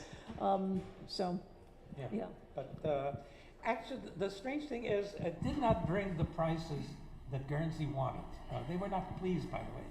No. And if you talk to them afterwards. It breaks my heart. But also, if you flood the market at any time with anything, if you have like 10,000 posters, how many people are really buying 10,000 posters? So that's one of the great collector stories. Yeah. I mean, there's many, many more. Our business is driven by passion, as I think we've all, expressed and represented. And collectors are among the most beautifully crazy and passionate people. And if you get somebody who really wants something, I mean, I know you're a collector, and I imagine you get pretty excited when something comes up for sale, and we love that, and we feed off of it, and we feel it too as collectors ourselves. We know that feeling. It's a beautiful feeling. And the important thing also to remember is that we are here, we are interested in posters, we appreciate posters, all because 100 years ago, or however many years ago, collectors decided that this was worth saving. Mm-hmm. This piece of paper that was meant to be for 2 weeks on the walls in the rain or whatever, was worth saving. And if they weren't collectors 100 years ago, more than 100 years ago, we wouldn't have any of the things that you see here. So it is very much a collector-driven medium that we have, which makes it important that if it's going to continue and have a future, it must have collectors, new collectors today. And I think this poster house and everything they do goes a long way towards that. Yes, Mark? One quick question. You were mentioning the Hans Sachs collection. A major is purchased by a Ukrainian man who's in the audience. Do we know anything about what happened? Who's in the audience here? No, he was there. I thought you went up to him and gave him your business card during the auction. No, you didn't do that? I see. Mark is notorious for going to other people's auctions and giving them his business card, just so everyone knows. Just calling it out. Yeah. He and his family were around very briefly, then disappeared. It was a flash in the pan, frankly. But where are those posters now? That's a good question. Any other questions? Yes. The Texas story of the metropolis. Yes. What happened? It was then sold. I believe it was sold. Well, Ralph sold it, right? So I'm not sure. It was then sold. And by the way, I appraised it for $1.2 million, and I believe it sold for 1.5 eventually. Thank you. That was a very important part of the story that I left out. Actually, it's easy to say it's the most expensive poster ever, but without the price, it's just me being hyperbolic. Anything else? Yes. As an auctioneer, a museum curator, and a seller, how do you explain, or can you talk about the movements in the art world, global art world, not just posters, about the fact that a lot of the sales have moved from the galleries to the auction houses? People seem to prefer buying in auctions. Do they? Yeah, I'm not 100% sure that's true, Daniel. I think. I think. In, let's say, Asian art, photography, and other fields that have been involved for my father, I've seen that. I'm going to Ylain and they all told me the same stories. We have those pieces, and then suddenly a similar piece go up in auction, and people prefer to buy them in auction when they can buy them. Just so everyone that's listening online can hear the question because they can't hear him. Basically, he's saying, can we comment on the trend that he says is happening where people aren't buying it from dealers, they're only buying from auction houses? Do you have any? I mean, you actually work at an auction house that deals in many things. I see that in movie posters, for instance, people going to Heritage and other reputable. Well, as someone who does buy a lot of stuff, dealers are more expensive. I mean, Mark, you have the highest prices in the room. Don't say no.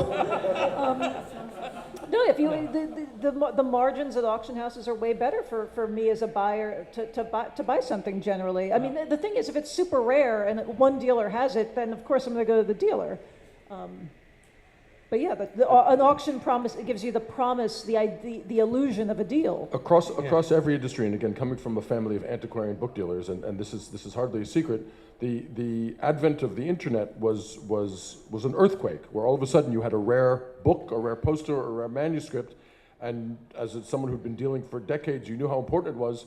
Come the internet, all of a sudden you find out there's 13 other copies, available to dealers around the world. And so there was a great recalibration, and I think maybe what you're talking about now is sort of the end result of that recalibration, and I think it's still calibrating. From a lot that I've heard, more and more people are buying art off Instagram and social media. That's certainly not an auction house, and it may or may not be from dealers, but so that recalibration, I believe, is still going on. And I bought half of the Laforo Pinot show that we're doing from a guy on Instagram. Because I couldn't find any dealer that had it, but a guy on Instagram had it. I was like, buddy, you're my new best friend. Case in point. Yeah. Any other questions? Yes. All the way in the back. Sorry, we'll come to you in a second. I saw the gentleman in the back first. Great. Thank you. I have a question about intellectual property of the poster. So what I'm asking is, for example, the Campari poster. Campari no longer owns the rights. Is that what it is? The question's about IP and if, Meaning as a dealer, when you resell them, right, don't you need to trace down, chain of custody or something like that? Oh, gosh. So that's several questions. One is a question of provenance, and one is a question of intellectual property. Yeah, meaning who owns that? Before I answer the question, sir, are you a lawyer? Okay, good. Then I'll answer the question. Just checking. I'm a designer, furniture conservator, and we have to deal with a visual, actual design, and whoever designed the original one, they claim it's theirs, but when everybody else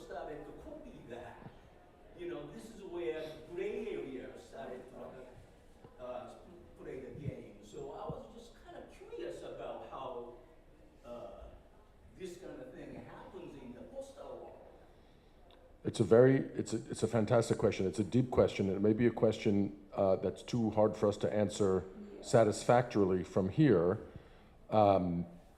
Many of the posters that come from a certain era fall into the public use now. So they're completely, certainly posters like the Campari, which is from the 1920s, I believe, is already well within the public use. So reproduction and things like that are fine.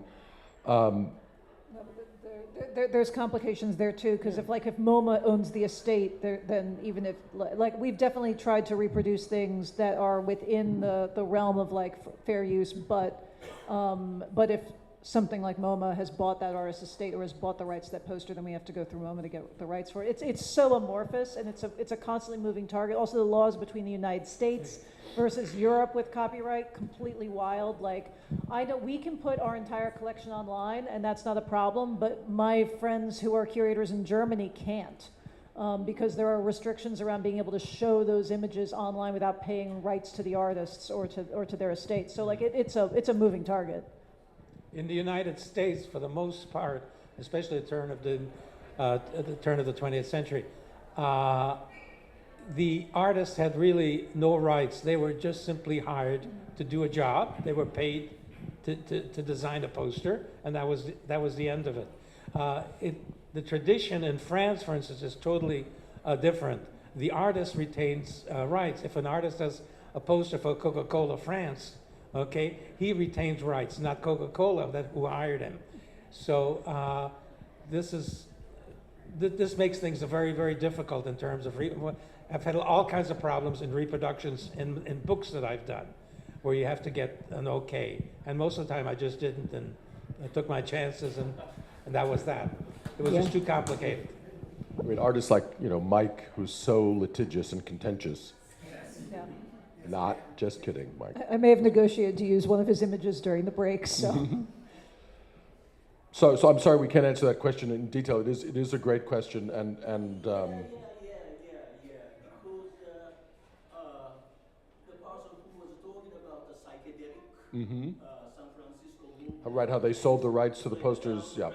He started to mention about that artists started to claim to sign in with copyrights kind of the deal with promoter, right? Bill Graham or whoever that was. So as a dealer or auctioneer or whatever, how was that made? Well, technically, just to sort of to end this discussion, only in the sake of time, when I auction something off, I'm auctioning off the poster. I'm not auctioning off the intellectual property rights or the reproduction rights. So if you buy something from auction, please put it on your wall or put it on your shelf. And if you then want to make a reproduction of it, that's between you and other lawyers, right? So we do not sell, and I guess I could have said, we don't sell intellectual property rights. We don't sell reproduction rights. We are selling a physical object. Right. Yes. Ma'am, you had a question. Yes. When you attribute value to a poster, how do you reconcile the difference between, I guess, the allure of the commercial success that a poster represents versus the artistic skill that went into the poster? What matters more when you decide, oh, this is worthy of this amount of money, or it's worthy to go on the wall? What is it that is so emblematic, that the poster is emblematic of?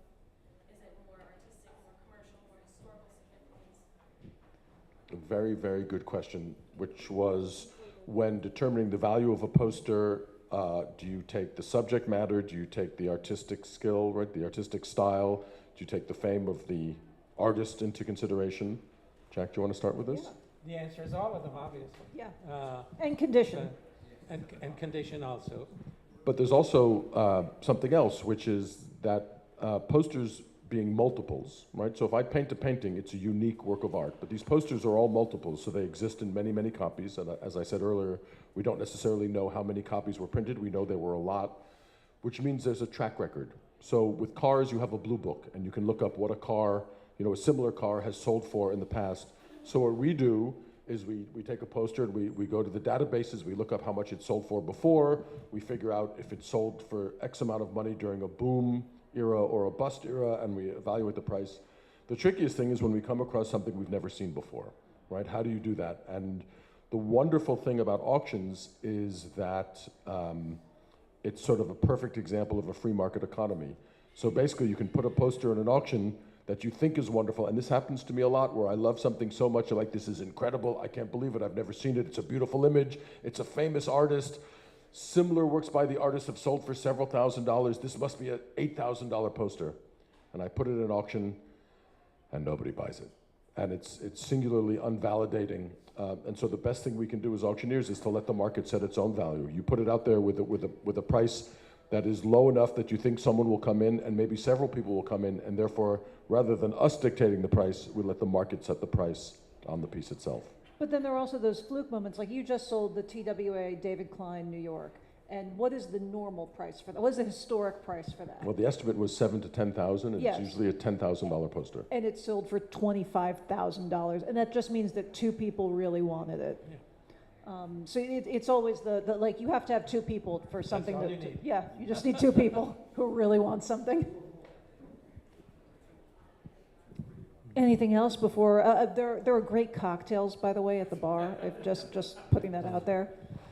Let me, if I may, just end my part anyway, by congratulating Angelina on everything she's done. This museum, many people thought would have no future when it started, or very little, but it has really become a focal point for collectors, artists, and everyone interested in posters, and a lot of people who didn't know they were interested in posters. So I want to congratulate Angelina. Thank you.